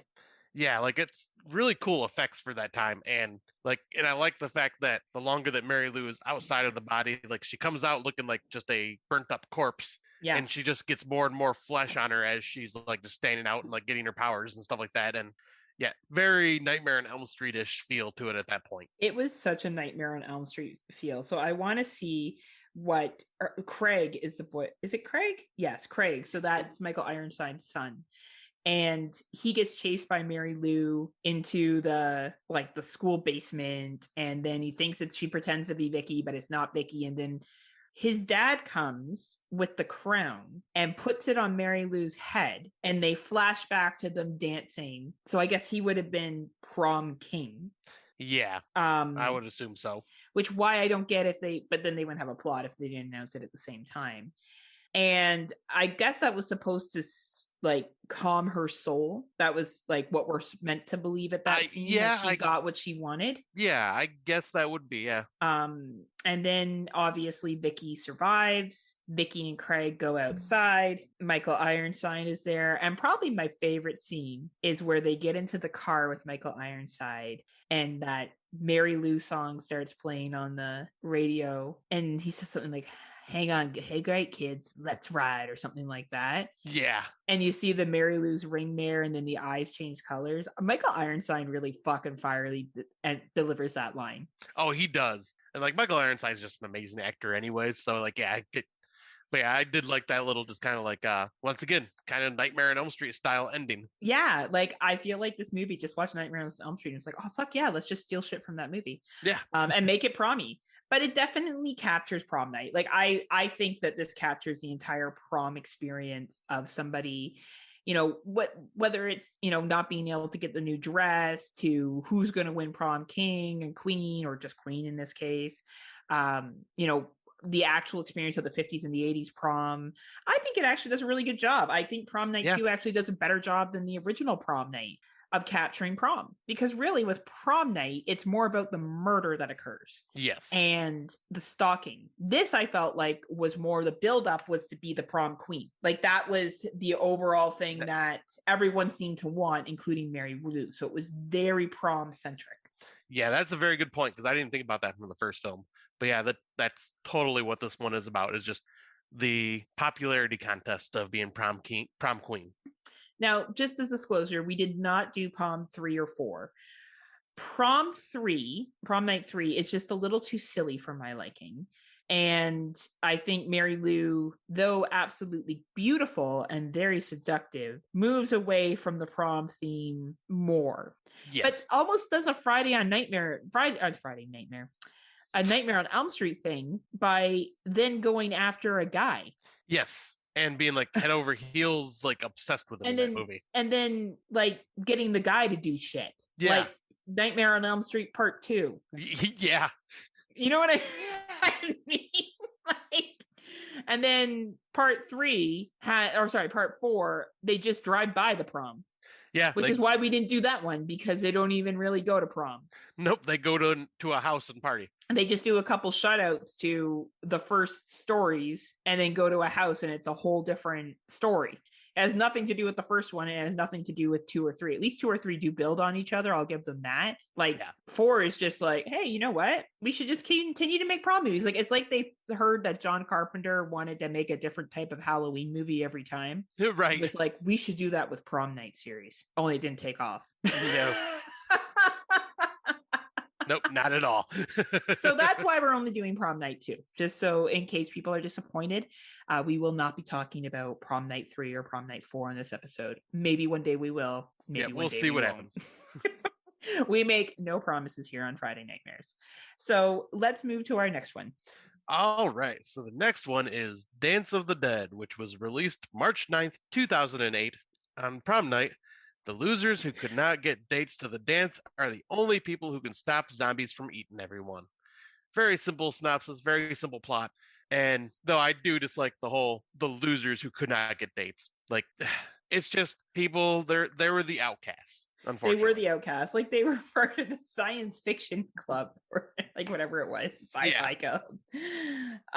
This one is another one that does focus heavily on the prom night, like just the prom itself, like the entire movie. Yes. But man, this one had some very freaking funny scenes to it because it's so over the top and ridiculous. Like, I do love that. Like, it involves the teachers a lot more. It really does. What I really liked about this is you get the setup of the high school. You get the setup of the zombies in the high school in the same way. So you get the opening scene at the graveyard. Yep. And like shit going down. And then it pops right over to the high school where there's all these like drama shit going on and like interactions in the classroom, and this dude wanting to ask out this chick who just broke up with her boyfriend, who's this popular cheerleader. And these other guys that want to go out with these, you know, like are the one guy whose girlfriend is head of the prom planning committee, who, you know, she's really into prom and he isn't. And then like the sci-fi guys that, you know, can't get any girls to go with them and just want to stay home and watch fucking movies that night or go to like a robotics convention or something like that. I think it does a really good job of setting the stage on the day of prom. And also, is it Rod? I think not so. Rod. I cannot remember any of the characters' names. Kyle. And they have that guy named Kyle who like fights everyone all the time. Yes. And his name is Kyle. I thought that was really fucking like, yeah, because he was the one with like, had, like, what was it, the mohawk or like the, yes, like, he had the mohawk. Yeah, like, and he was just like this punk dude that's always getting in trouble. Oh, reminded me of Darren. Hey, Darren, is that you? But I feel like Darren would also give a political social speech while he was doing things. Right. He'd be in the principal's office because he started a protest. Yep, that'd be totally Darren. And somehow like he would still win because Darren is like the smartest person we know. Yeah. Like one day he's going to be on this show and Scott and I are going to be like, what Darren said. Yeah, I agree. What Darren said. I agree with everything he said. It's going to be Darren talking and us agreeing. Yep. But I do enjoy how they set up these characters. It kind of gets you caring about what happens to them. You feel bad for the girl that's head of the prom committee because she's trying to like set up the gym the day of and her boyfriend's not taking it seriously. And then that other guy is all like, Mitch is all like, hey, I just want to see you treated well. Like, you know, those dudes that try to like swoop in. and steal a girl or whatever the case is, or break up a relationship. Well, guys or girls do that too. It's not just dudes. But I'm trying to think of the name for those types of guys, like, because there's a recent internet name, like they're the yes.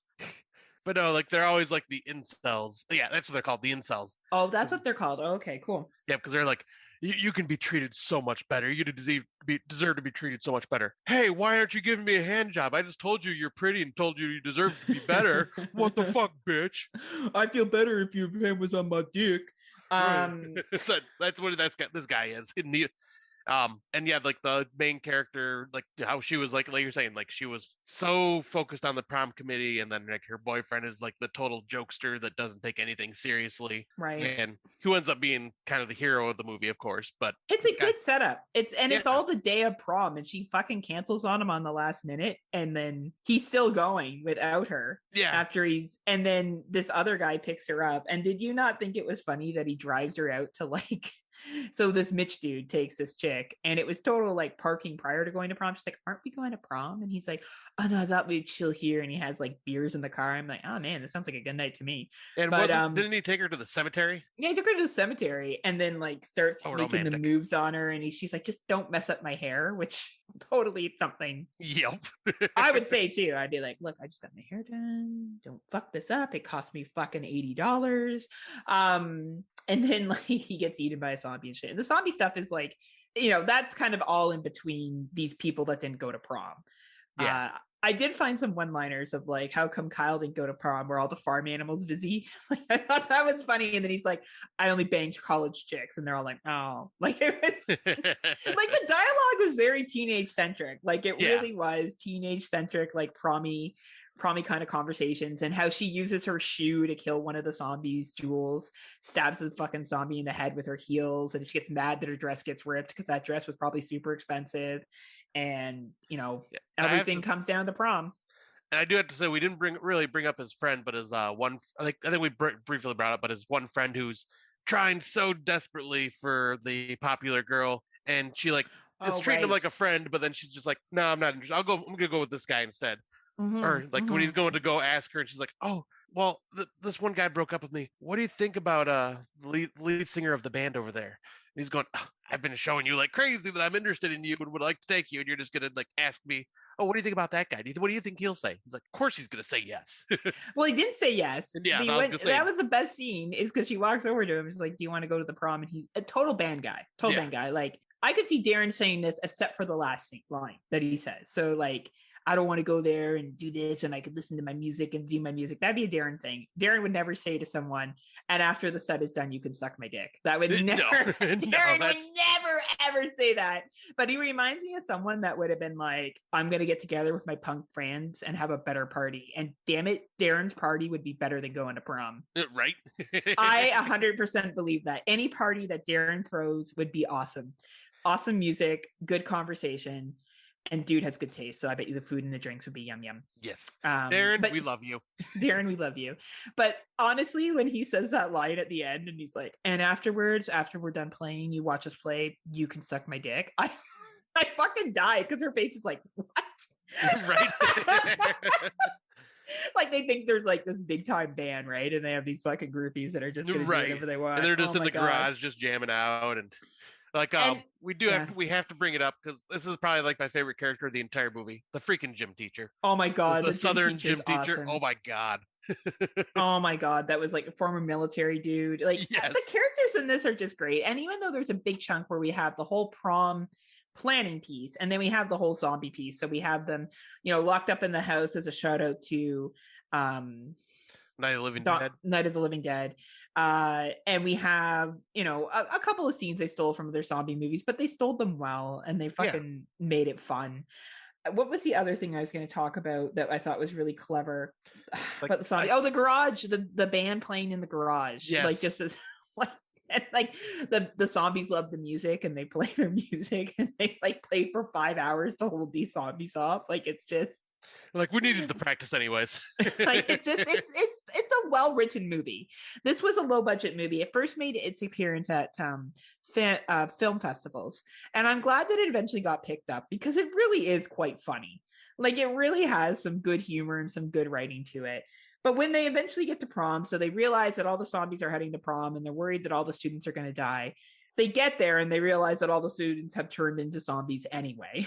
Yep, like they were already too late, and they were already too late. But then they are like, okay, we got to blow up the school or whatever, and they do this whole elaborate plan. And the gym teacher's working with them to help get it done. And they drop the basically the bomb, the thing that sets off the bomb, and like a thing of potato chips, and him and his girlfriend.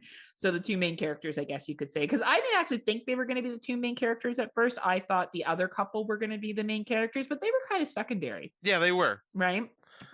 They sneak in and he tries one of the cookies and he's like, you know what, babe, you did a really good job on these cookies. The prom looked like very much a high school prom. Like, yeah, everybody was zombies and shit, but it looked very much what you would expect from. And all the zombies look nice, all dressed up. They did, and they looked like teenagers. I will give this about this film too, even though it's not our teenage angst one. These guys looked like teenagers. Yes, they all looked like they would be that age, except for Kyle, who was supposed to look older, who did look older. Like, they were like, oh, he failed a whole bunch of times. And I was gonna say he's the high school dropout that keeps coming back. That deal, right? Like he did look like he was older, and I thought them fighting in their prom stuff was cute. I thought the couple that ended up hooking up at the end, the popular girl that turns into a zombie and the guy stays with her, and they end up like turning into making out. Turning into zombies, eating each other while they're making out. Like it was just a really fucking fun night, and how they get out of prom and peace off in the school bus at the end of it, and the ones that survive, and the band plays that real slow song, and it focuses in on the main couple dancing. Yeah, it's one of those movies that it's a great, first of all, as a zombie film, it's a different type of zombie film. Yeah. It really is, and I give them credit for that. And as a movie that captures prom, I think it does a really good job of capturing the buildup and then a little bit of the prom happening at that time. Yep, because like there is a little bit of where Hello Mary Lou was pretty much like the entire movie is about the prom. This one is about the prom, but then there is that little break in between where they are just like getting chased by the zombies and they're not anywhere near the prom and not focused on the prom. Yeah, but that's absolutely that's like the only thing non-promish besides them in their prom outfits. Yeah, you're right. Absolutely. So overall, would you say a pretty decent prom film? Yeah, I'd say like it definitely covers prom really well. There's only I think one on this episode that really doesn't, but we'll get to that. Well, that's just not a good film in general. So why don't we get to the next one before we get to that gem that we're going to talk about here on Friday Night Nurse? All right. So the next one is probably my favorite of the four, and that is Cabin Fever 2 Spring Fever, released August 21st in 2009. As students prepare for their high school prom, they have no idea a flesh-eating virus is spreading via a popular brand of water. Holy freaking shit, this movie is bananas. Man, this one is better, and I'm going to say it's better than the original Cabin Fever. I agree with you. For one, you like the characters way more. Yes, like especially Noah Sagan, the main guy. I freaking love him, like in every movie he's in. And like in this, once again, this is another movie that everybody looks like they're in high school, like except for maybe the main girl's ex-boyfriend. He looks a little older. Yeah, but I would agree with you. Everyone looks like they're high school students. And I thought it did a really good job of connecting to the original Cabin Fever and bringing it into a school. I had honestly avoided this movie because I heard it was shit. This is a shitty movie. Yeah. No, this movie is great. I don't think it's shitty at all. I think it's better than the fucking first one. I really do. I think it's a better movie. Like, it's like how we were saying in our messages back and forth about this movie. Like the first one's really silly. Like it goes completely off the rails partway through. This one is silly, but also it takes itself a little more seriously, I think, and is a little more grounded in reality than the fucking first movie. I found the characters more affable. Yes. In the first one, I was like, oh, that's too bad. Oh, that's gross. Yeah, like I think the only one you cared for in the first one was Ryder Strong. Yeah, I was like, oh, that's shitty. But in this one, I was fucking rooting for a bunch of them. I didn't want them to get sick. Yeah, like even like the ancillary characters that get offed early in the movie, like you felt bad for them. Like the girl, like the young lady that makes out in the pool. Yes, like like what happens to her, I felt so bad for her. Like she was a nice character. You actually felt for her. Yeah. And that was the thing about this movie. You actually cared about these kids, and you were like, I was rooting for the main characters. I was like, I was sad. There were parts of this where I was sad. I was like, oh man, fuck, that sucks. Like, and where Dance of the Dead was just fluffy and funny. And yeah, some characters die and shit. And you're like, oh, that's too bad. But you're not like upset about it. But I was like, fuck, man. Like, and I think some of the dialogue here was just so real. So when he gets into the fight, so it's, what is it? Noah. When he gets into the fight with that guy's ex-girlfriend, or that girl, the girl that he likes, ex-boyfriend, because he hears that he's going to ask her to prom. Yes. Like, that was a pretty real scene. And when him and his buddy are sitting at the back, so his buddy's name is Alex, are sitting at the back, kind of like shooting the shit while they're dissecting the frog. That was real raw teenage talk. Oh, it really was. Like, it really was quite fucking funny. It was clever. I felt like I was watching two teenage boys shoot the shit. Yeah, like it even like portrayed like the friends like I had, like because I had like the guys that were like, oh man, like we're not going to prom, we're gonna stay home and watch we're gonna play Magic. Yeah, no. But no, we're gonna watch this cannibal movie that was banned in like 14 different countries, and it's gonna be so cool. God, was that not like every fucking horror movie fan that you've ever heard of? Yes, I was gonna say, I'm like, I know friends like that. Like that was probably, yeah, we do. Like, and that would have pretty much been me if I didn't actually have a girlfriend. I probably would have stayed home, like went to my friend's house and watched some messed up horror films. Right? Like, it was just, there was some fucking killer lines. And even when he, like, that buddy gets a BJ from that chick that he's consoling.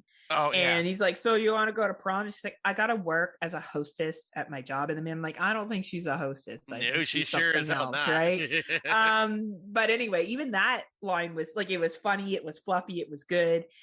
Him walking his friend home, his longtime friend, they're talking about their futures. And this is where it got to me. This kid was super smart and got into this awesome college, and he had plans to be a doctor. Like, that conversation, like, honestly, this is too good to be a fucking sequel, because that conversation made me endear to these two characters. Yeah, and then the very real conversation that he has after the fight that happens at prom with the ex-boyfriend, with her outside, and how he just fucking snaps and just says, I don't see how you do not see that I am head over heels in love with you. Or she's like, and he's like, fuck you for, you could choose. And I was like, honestly, I was shocked. I he's love like, the dialogue. fuck you for choosing him and continuing to choose him. Like, he's like, you are smarter than this. Like, yeah, the dialogue was just raw, and I loved it. It was so good. Yeah. Like, you bought into these two main characters so much so that I felt dread when the bottled water came to the school. I was like, when they started using it for the punch. So when the young lady who eventually is like targeted to be bullied. Basically the prom king is going to like seduce her just because his buddies paid him to. Right. And they knew that he had a crush on her.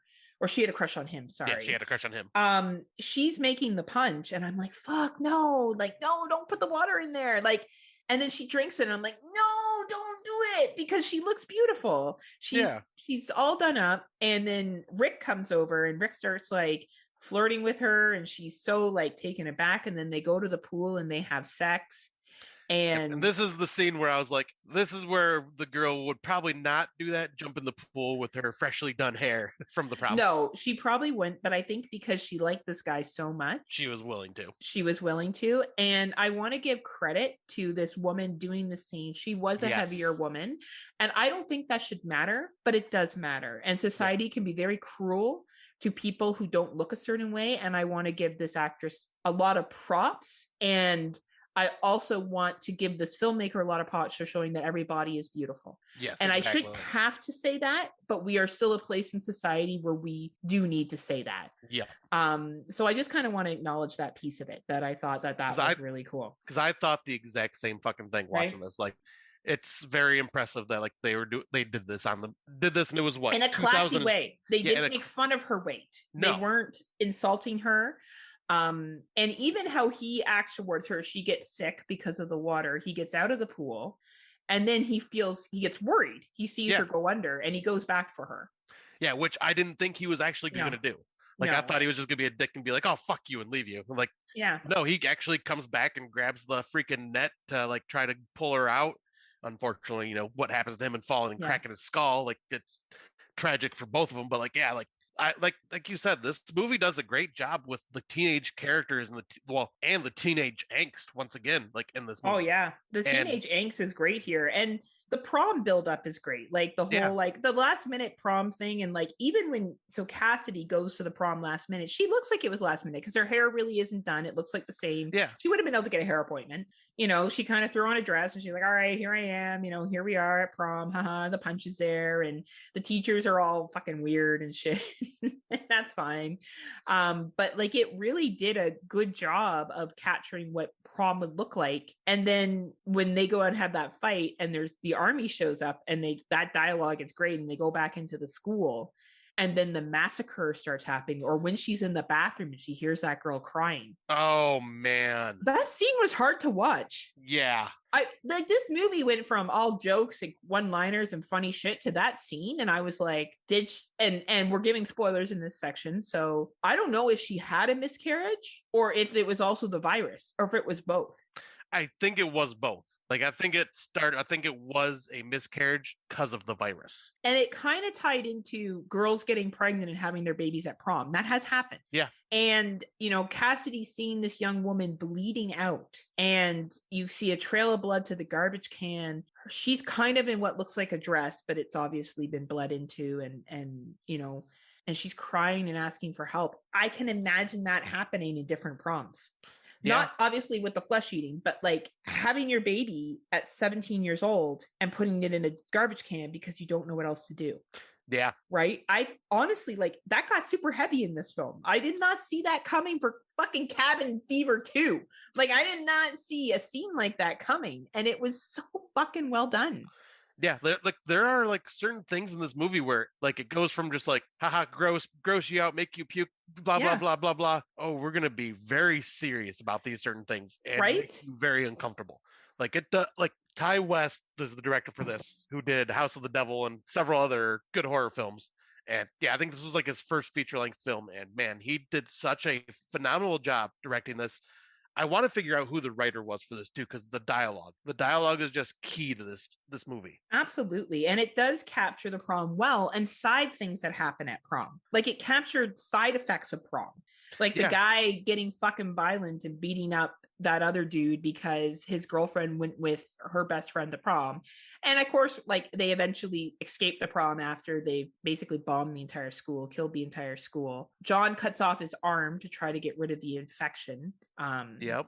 Well, we didn't even talk about his poor friend who got the BJ. Like, what happens to him? Like, that scene was just heavy and sad too. Like, because and he knows that it's a skin disease, and he's trying to get his buddy to not touch him so he doesn't get it. And... Oh man, that scene was just heavy as shit too, because they were like best friends and just like super well done. Yeah, like because I've seen this a long time ago, and back then I was like, this movie's just gross and funny, ha ha ha ha. Rewatching it now, I'm like, damn, I forgot about some of these very heavy scenes in this film. This made me think. So sorry, Scott, but when we do lists, right? We do list episodes for Patreon. Yeah. I think we should do a list episode, sequels that are better than the original. I like that idea. Because this, spoiler, will definitely be on my fucking list. Yeah. Like, this movie is, I can't believe it took me this long to watch it. I just think it's, I don't think it's the best movie of all time, obviously not. No. But if we're looking at the Cabin Fever films, I just think the characters, the capturing of prom, the capturing of the teenage relationships around it are so good. Yeah, like the characters in general are just so well portrayed. The teachers are even well portrayed, a little bit on the hokey side. But I mean, it even still has a little bit of the silliness from part one leak into it with the deputy, the party man, and how he all of a sudden takes this virus seriously and like starts freaking out and like trying to escape the quarantine with his buddies. Oh my God. And the conversations, like we could get into a whole other rant of the conversations that he has about sashimi being the ultimate pussy. Like it is some of the lines he says is just fucking like mint. Oh yeah. He is freaking hilarious. Right. But yeah, like I know I haven't talked much about the actual prom aspect of this, but yeah, it does focus on it, and it focuses on a lot more of the kind of like in Dance of the Dead, focuses on a lot of the behind the scenes prom committee stuff, focuses on like the preparation for the night of, where like you see the girl making the punch and getting everything ready there while she's already dressed up and ready to go. Decorating's happening, and then the prom happens, and then everything else happens involved in the prom. And actually, this prom was actually held at the high school. Yep, it was. So it must be just kind of like because it was a small podunk style town. So I'm wondering if it's maybe those types of schools hold their proms at the high school because it's cheaper. Absolutely. I totally think that's exactly what happened here. But no, this is a really solid movie. It represents prom well, and it's just a good movie overall. Yeah, like I said, this is the best one out of the 4 that we've got going, I think, for this episode. Now, let's talk about a movie that's the masterpiece of them all. Yes, that I apologize for, because I was the one that found this film. And I just suggested it because it was a 2020 release. And I thought, well, it's the only one that focuses solely on prom. And that was a mistake. And I am sorry. But we'll talk about it. I will say, before I even jump into this, there's at least one thing that this movie does that none of the others have in a surprising way. Okay, I like to hear that, because I feel like I failed us. So I look forward to hearing, especially with especially how it ties into your research you did. But we'll start with the movie we are talking about is Killer Prom, which was released April 19th, 2020. After losing her mother in an accident, a teenager and her father welcome a distant cousin into their home. Hoping to claim the family as her own, the psychopath hatches a devious plan to recreate the prom she never experienced. All right, before we jump into this movie, it is a Lifetime movie. And oh boy, is it a Lifetime movie. Oh, is it ever? Oh my God. Is it ever?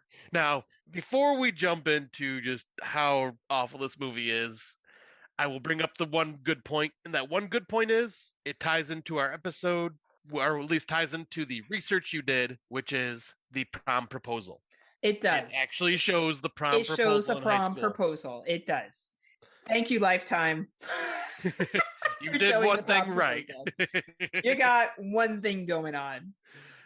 However, this movie does not focus on the prom. It focuses on the idea of the prom. And previous proms. Yeah, and previous proms. But oh boy, I don't even know where to begin with this fucking movie. Let's begin. So this movie sets the stage that this woman, we're gonna give the Coles Notes because this movie is really shitty. This woman is jealous of her cousin because her cousin and her, a couple years apart, they went to the same high school. Her cousin was prom queen. She met her husband, who is a successful doctor now, at prom. They were prom king and queen. And she feels as though that she has always kind of been in her cousin's shadow. Yes. So she decides that she wants her cousin's life. So she gets her cousin to go on a boat with her randomly and pushes her off the boat and kills her. So 7 months. Oh, did you know the mother died? That's the mother died. Did you know she died? Because the movie doesn't explain that at all. No, never. We never find out what happened to the mother. There's never a reference to her dying. Ever. And the reaction from the father of her being dead is like, oh yeah, my wife died. Like, fucking sucks. Like, if this was a murder mystery, you'd be like, the husband for sure did it. The dude showing zero emotion. Like, it was like, he was like, yeah, the pizza came and I didn't really like it. Like, it was so fucking, anyway. Give it 1 out of 10 stars. My wife died. 1 out of 10 stars. Like, it was so bad. Anyway. So 7 months later, this cousin decides that she's going to come live with this family. So she gives the excuse that she's taking her real estate exam or something out there, and that she'll come and help take care of the kids. And, you know, the husband's like, oh yeah, we're still getting adjusted. It'd be so great to have family, because this is his wife's cousin. Yeah. So he's still viewing that her as like, you were related to my wife. She comes out there. Of course, there's a young lady and a little kid, a little boy, and the young lady is getting ready for her prom. So prom is coming up. Her mom's not there. And these kids seem to be adjusting pretty fucking good to losing their mother tragically 7 months earlier. Wait, anyway, her mom's dead? Scott, stay with me for this excellent plot. Wait, I didn't know her mom was dead, though.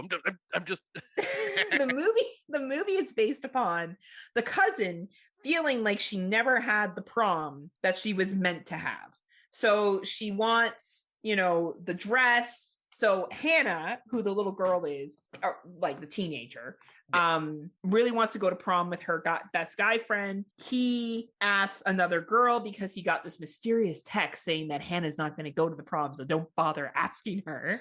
Yeah, which was like sent by the mean popular girl. Yep, of course you got to have like the snooty little preppy girl doing that to her best friend. And her cousin shows up, and of course her cousin's very sensitive to this because you get the impression that her cousin was the one that was rejected in high school, which I doubt because this woman is very beautiful. I'm sure she was beautiful as a young woman as well. And the only line I thought was funny was that she walks over to the girl that's antagonizing Hannah and says, you need to be nicer to my cousin. And she's like, or what? You're going to tell my parents? She's like, no, I'm going to take your body and dump it somewhere where no one will find you. Yes. And I honestly thought that line was actually pretty funny. Like that has allowed this movie to get at least a 1 star for that line, because I thought it was like, she was like, no, you little fucking bitch, what I'm going to do. And I thought that was clever. I don't know if you thought that was clever, but I thought. Well, the line itself was, the delivery of it. Oh, the delivery was painful. The delivery of everything this woman said was painful. Very painful. The main Hannah is played by the girl that was the lead in Slack. I'm glad Slack didn't take this movie as the best of what this young actress could do. Yeah. Because I think she definitely has more acting chops. And I usually brag about movies being Canadian. This one's Canadian. And I haven't brought it up till now. Lifetime movies are filmed in Canada, and this was filmed in Ottawa, Ontario, unfortunately. Canadian pride right there. Canadian pride. So basically, long story short, the cousin lives through Hannah's prom experience. So eventually Hannah gets this boyfriend. Her friend becomes her boyfriend. They're going to go to prom together. She takes Hannah dress shopping. She buys the exact same dress that Hannah wants.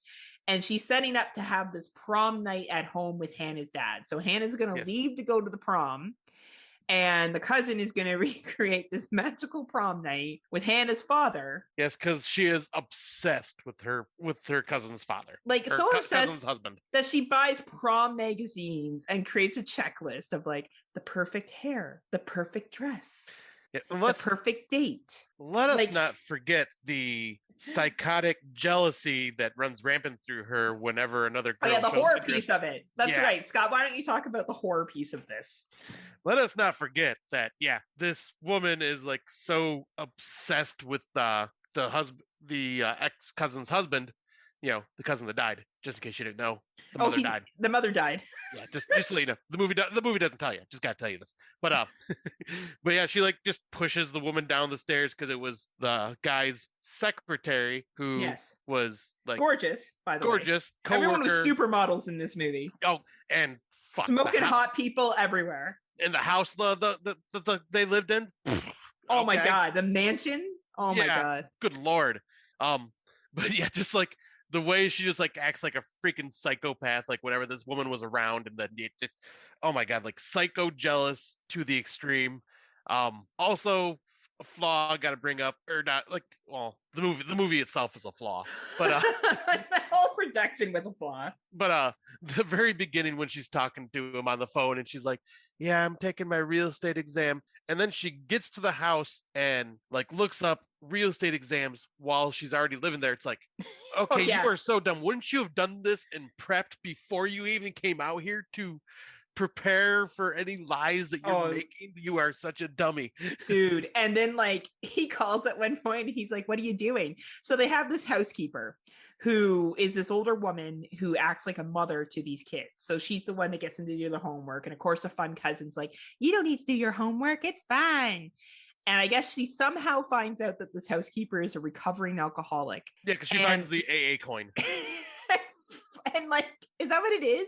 Yeah. And then she like spikes her drink with a sleeping pill, so she sounds like she's drunk. And no, she wasn't even sleep. It was like a fucking Drano or something, because it was like something like cleaning liquid that was up on the shelf. Oh, that's what it was. And then like she, like the dad calls at one point, and she's like, "Oh, what are you doing?" She's like, "Oh, just looking up my real estate license," and it flashes to the screen, and it was like, how to like signs of intoxication, and she's trying to like match the chemicals that she can use to make the woman look like she's intoxicated. Like, it's honestly just fucking ridiculous. Oh, it's so stupid. And and then the woman gets in trouble for drunk driving. Okay, so when you do the breathalyzer test, you're gonna show up drunk because you drank cleaning solutions. I don't think that. God, this movie. I know. Like, honestly, this movie was just. It was just ridiculous. Like it was, yeah. There were parts where I was like, I'm so sorry, Scott. Because I had selected this, and this was my fault. I was excited to watch this though, just because I was like, oh, this sounds so cheesy and dumb. I'm all about this. And then it started, and I'm going, oh fuck. Like I was like, and Scott watched this with a friend, and I really hope I didn't ruin the friendship. Because nope, she just thinks you have bad taste in movies. No. yes, I would think the same thing. Tell her that she's going to be the mom and I'm going to be the cousin, and I'm going to talk to myself the entire time. And the worst part is this cousin narrates everything she's doing. Oh, and everything's a fucking narration. As she's typing it in, I'm going to look up real estate exams. As she's typing and looking up real estate exams, like, thank you, movie. We didn't realize what she was doing. It was horrible. And like, I've seen some Lifetime movies where I'm like, you know what? It's a Lifetime movie, but it's okay. Yeah, this wasn't even that. Like, this was just dreadful. And it never, ever made it to prom. Never. Like, the only prom we've seen was the prom she threw on for her drug knocked out, the husband knocked out. That she puts a fucking corsage on, or puts a corsage on her wrist and fucking puts the one on him. Oh yeah. And he wakes up all confused, like, what the hell? And then it's like all decorated for prom outside on their patio. And that's she's like, and we'll be engaged at the end of this. And then meanwhile, the daughter has been picked up with a limo with one other kid. Her and her date are in a limo alone. Never would happen. Yeah. Okay. Like, unless they were on their way to pick up more friends, but that's not the case. Right. And anyway. Oh, and then the conversation that she has in the limo with the mom calls of the cousin. With the mother of Sienna, the main character, the killer, and the mother is just like, oh yeah, she's crazy. It's like, you're the fucking mother. Why would you what? Like, you're just like, oh yeah, she's crazy. I would be very careful around her. It's like, maybe you'd be like, oh yeah, she's crazy. You should call the cops, or I'm gonna call the cops for you. Yeah, like, and then she's like, no, we gotta turn the limo. I gotta go home. And of course, like, the kid's like, well, I guess I'm going with you. She's like, you don't have to. Where else is the kid gonna fucking go? He's in the limo with her. Anyway. Oh my God. So they go back and they find that Sierra's tried to drown the father because, of course, he's rejected her prom proposal and this reenactment of prom, and then being prom king and queen in her head. And she shoves him into the pool, and his daughter gets there just I can't even get through this with a straight face, and pulls him out of the pool. And anyway, and then she stabs the boyfriend who came in to help, and then she's crying at the end. It gets taken away, and yeah, and then a couple weeks later, they throw a fun prom for Hannah in the backyard, because she missed out on her prom night, and everyone's okay. Everyone deals with trauma in this movie super well. Like, everyone is just like dirt off the shoulder. Traumatic things happen, and I just knew past it, no problem. Because the mother died. In case you didn't know, the mother died. And they handled that very well. Like, they just didn't. They seemed fine. Almost like the movie forgot that the mother died, so they had to remind the children that the mother died. The mother died. Like, it was just anyway. So don't watch Killer Prom. No, don't do it. It's painful. Ever. Oh, it is like the worst movie ever. But it talked about prom in a way that even after we watched it, we were like, well, this is so torturous. We got to talk about it. Yes. Oh. It's like we put ourselves through it. We have to talk about it. It's our own fault. Yeah. It's our own fault. I am it's my fault. There's no one else to blame but me. But in all fairness, and I stand by this, I've seen other Lifetime films that weren't this bad. So no, I was gonna say, like, that's why I was excited, because I actually don't mind some of the Lifetime, like we saw one with Omar films. Epps last year that wasn't too bad. Yeah, it was just fluffy fun. Like, it was fluffy fun, right? Like, I thought, it'll be like that. It will be fluffy and stupid, and yeah, that's exactly what I was hoping. Right, but this was just it was bad. This was low budget bad, even for Lifetime. Like, even for Lifetime, it was like they forgot they were filming this one. Like, I think they just used most of the budget to film in the house. Yes, they did, and rent that house. I'm sure it was very expensive. Unless it was someone that owns Lifetime's own house. Yeah, you know what? Maybe that's it. That's what the Lifetime money's going to. Anyway. Wow. So we were going to originally do My Bloody Valentine, which I did watch. Scott didn't get a chance to watch it, but they talk about a Valentine's Day dance, but they never actually go. No. So we didn't do that one. And we were going to do the Prowler, but Scott had reduced time, and I saw Killer Prom, and I'm like, well, it has prom in the name. You know, I assumed there was going to be like the cousin was going to show up at prom and cause all this drama. Right. Like, no, that's not what happened. But because we're short on time now, we had to go with this amazing 2020 film. So out of our dark segment is going to be a spoiler review, not a super long review of Martyrs. We're going to be looking at doing different things with Out of the Dark. Because we found that with Out of the Dark, we were trying to do all these like cool, interesting topics, and we'll do that too. Like if, you know, something's hot and going on in the horror community, we'll talk about it. We may do movie reviews. We may do talking about a preview that we saw of a trailer that's coming out. So we'll give, you know, ample notice for spoilers. So for Out of the Dark, we are going to be talking about Martyrs 2008. We will be providing spoilers, not an extensive review, but there will be some spoilers. So if you haven't seen Martyrs, you've been warned. Yep. Yeah, because this movie, like, it's been talked about a million times, but it's just, we need to talk about it and get it off our chest. So why don't you go first, Scotty?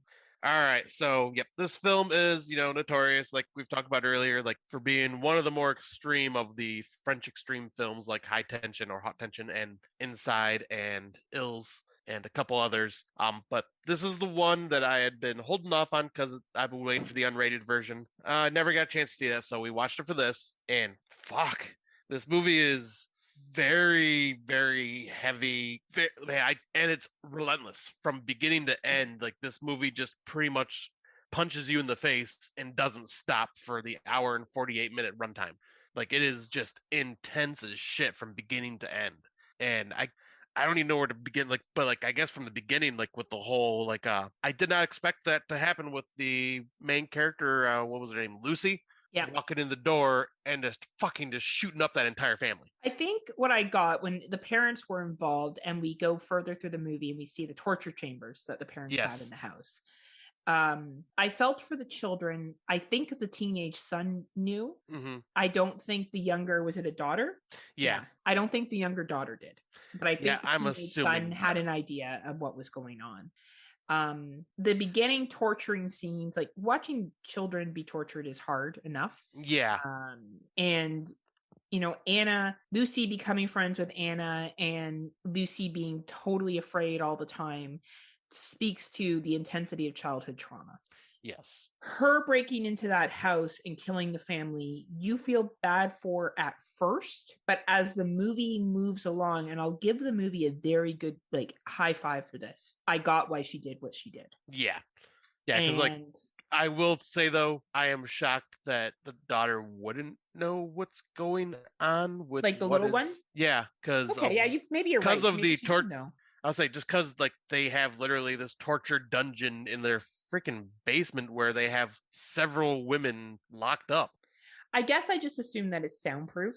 I mean, yeah, it could be. And being a young child, she may not put it together yet. That being said, I could be completely wrong. Like, there's no proof of either way, right? And that's not a big focus of it. I think, to me, the gruesome kill and then the mother or Marie almost surviving, but then dying because Gabrielle bashes her fucking head in. Right?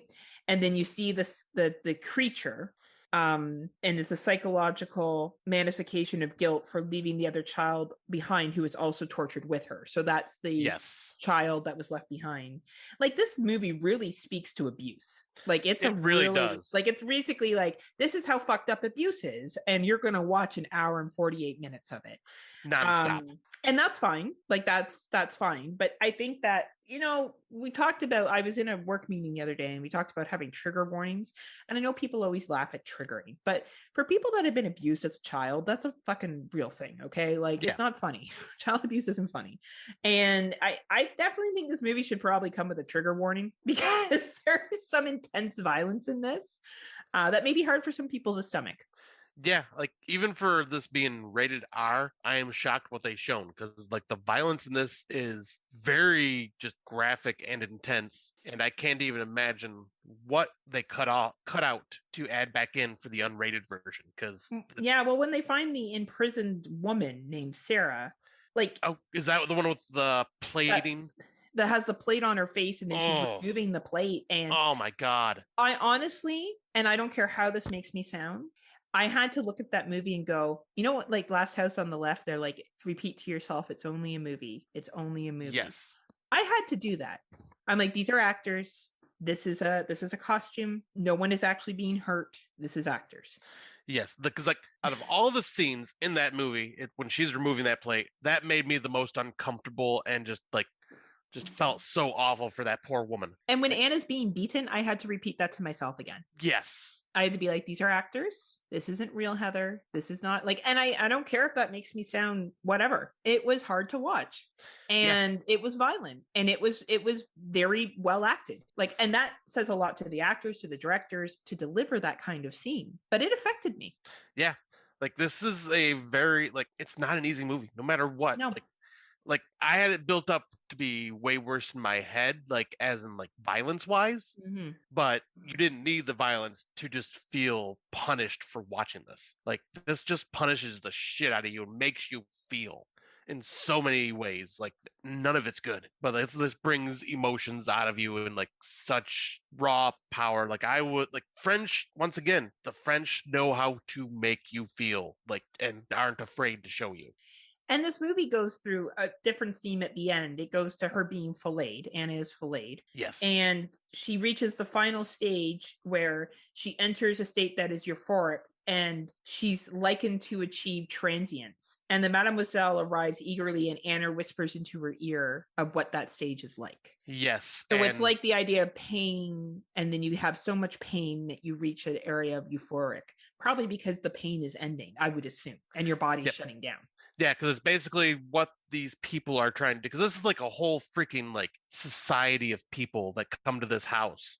And like they are trying to find the quote unquote martyr because they have found this. They have noticed that there are women, especially, are able to transcend to this by being pretty much on the brink of death and can see what is on the other side. And and whether that is seen on the other side or hallucinating. Yes. From all the pain that they're in, that's, another thing. And so this film, honestly, this film is like a bunch of violence talking about child abuse, the effects of trauma, then to the other effects of trauma, which is believing you can have so much abuse that it becomes euphoric. It's a very heavy film. It's only something the French could do. Right. Like I have not watched it. I am kind of curious now, but this was remade in an American remake in 2015. And I hear it's pretty bad. Yeah, I hear it's bad, but I'm kind of curious to see like, okay, how can you even like compare? Like I don't even know how you even attempted this. I'm almost curious just to see how they attempted it. Right. It has a 1.7 rating on Letterboxd. Ooh, yeah. And I think Americans can't hit that rawness that the French can. And sorry, go ahead. And I think they miss the point too a lot of the time. Yes. Like this has very much, through the violence, there is a social political message here. There is a discussion about death and euphoria that comes with that. I understand all that. Would I watch it again? Probably not, unless it was for a show or something that I was doing. If you had to rate it, we don't usually give ratings, but we'll do it for the fact that we're doing a review here, unless there's something else you wanted to add. Not really. Like I think you've pretty much summed it all up. Like this is just like an intense film. Like I don't know any other word to put it, but like this is just intense. And it deserves a lot of credit for acting and special effects, like the practical effects that are used in this with Elaine and Sarah that's found tortured in that room and her fear. It reminded me of a scared animal.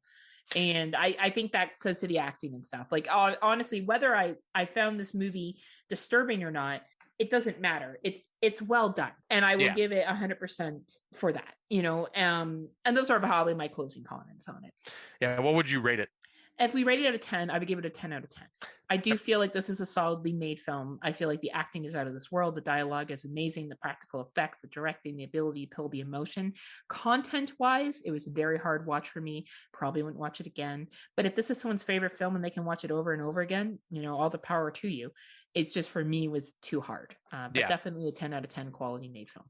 Yep. I'm actually right there with you. I put it on Letterboxd, a 5 out of 5, which would be a 10 out of 10 for me. Because you cannot deny the professional quality of this film and like the performances behind it and everything done about it. Like it's such a well done film, and it is a very hard subject to watch on screen unfold the way they show it. That Yeah, I probably will never rewatch this. Like maybe kind of like I did with a lot of those French films, is maybe rewatch them 7, 8, 10 years later, just to kind of give a refresher on it.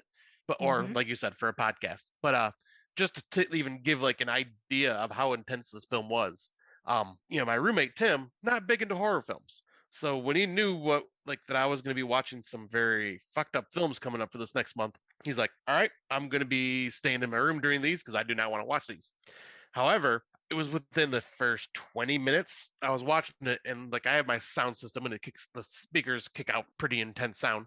I got up to do something in my bedroom real quick, and all I hear is Tim going, "Just to give you a heads up, you may start hearing my music from my bedroom," because he's like, just the sound of what I'm hearing from that movie is making me completely uncomfortable.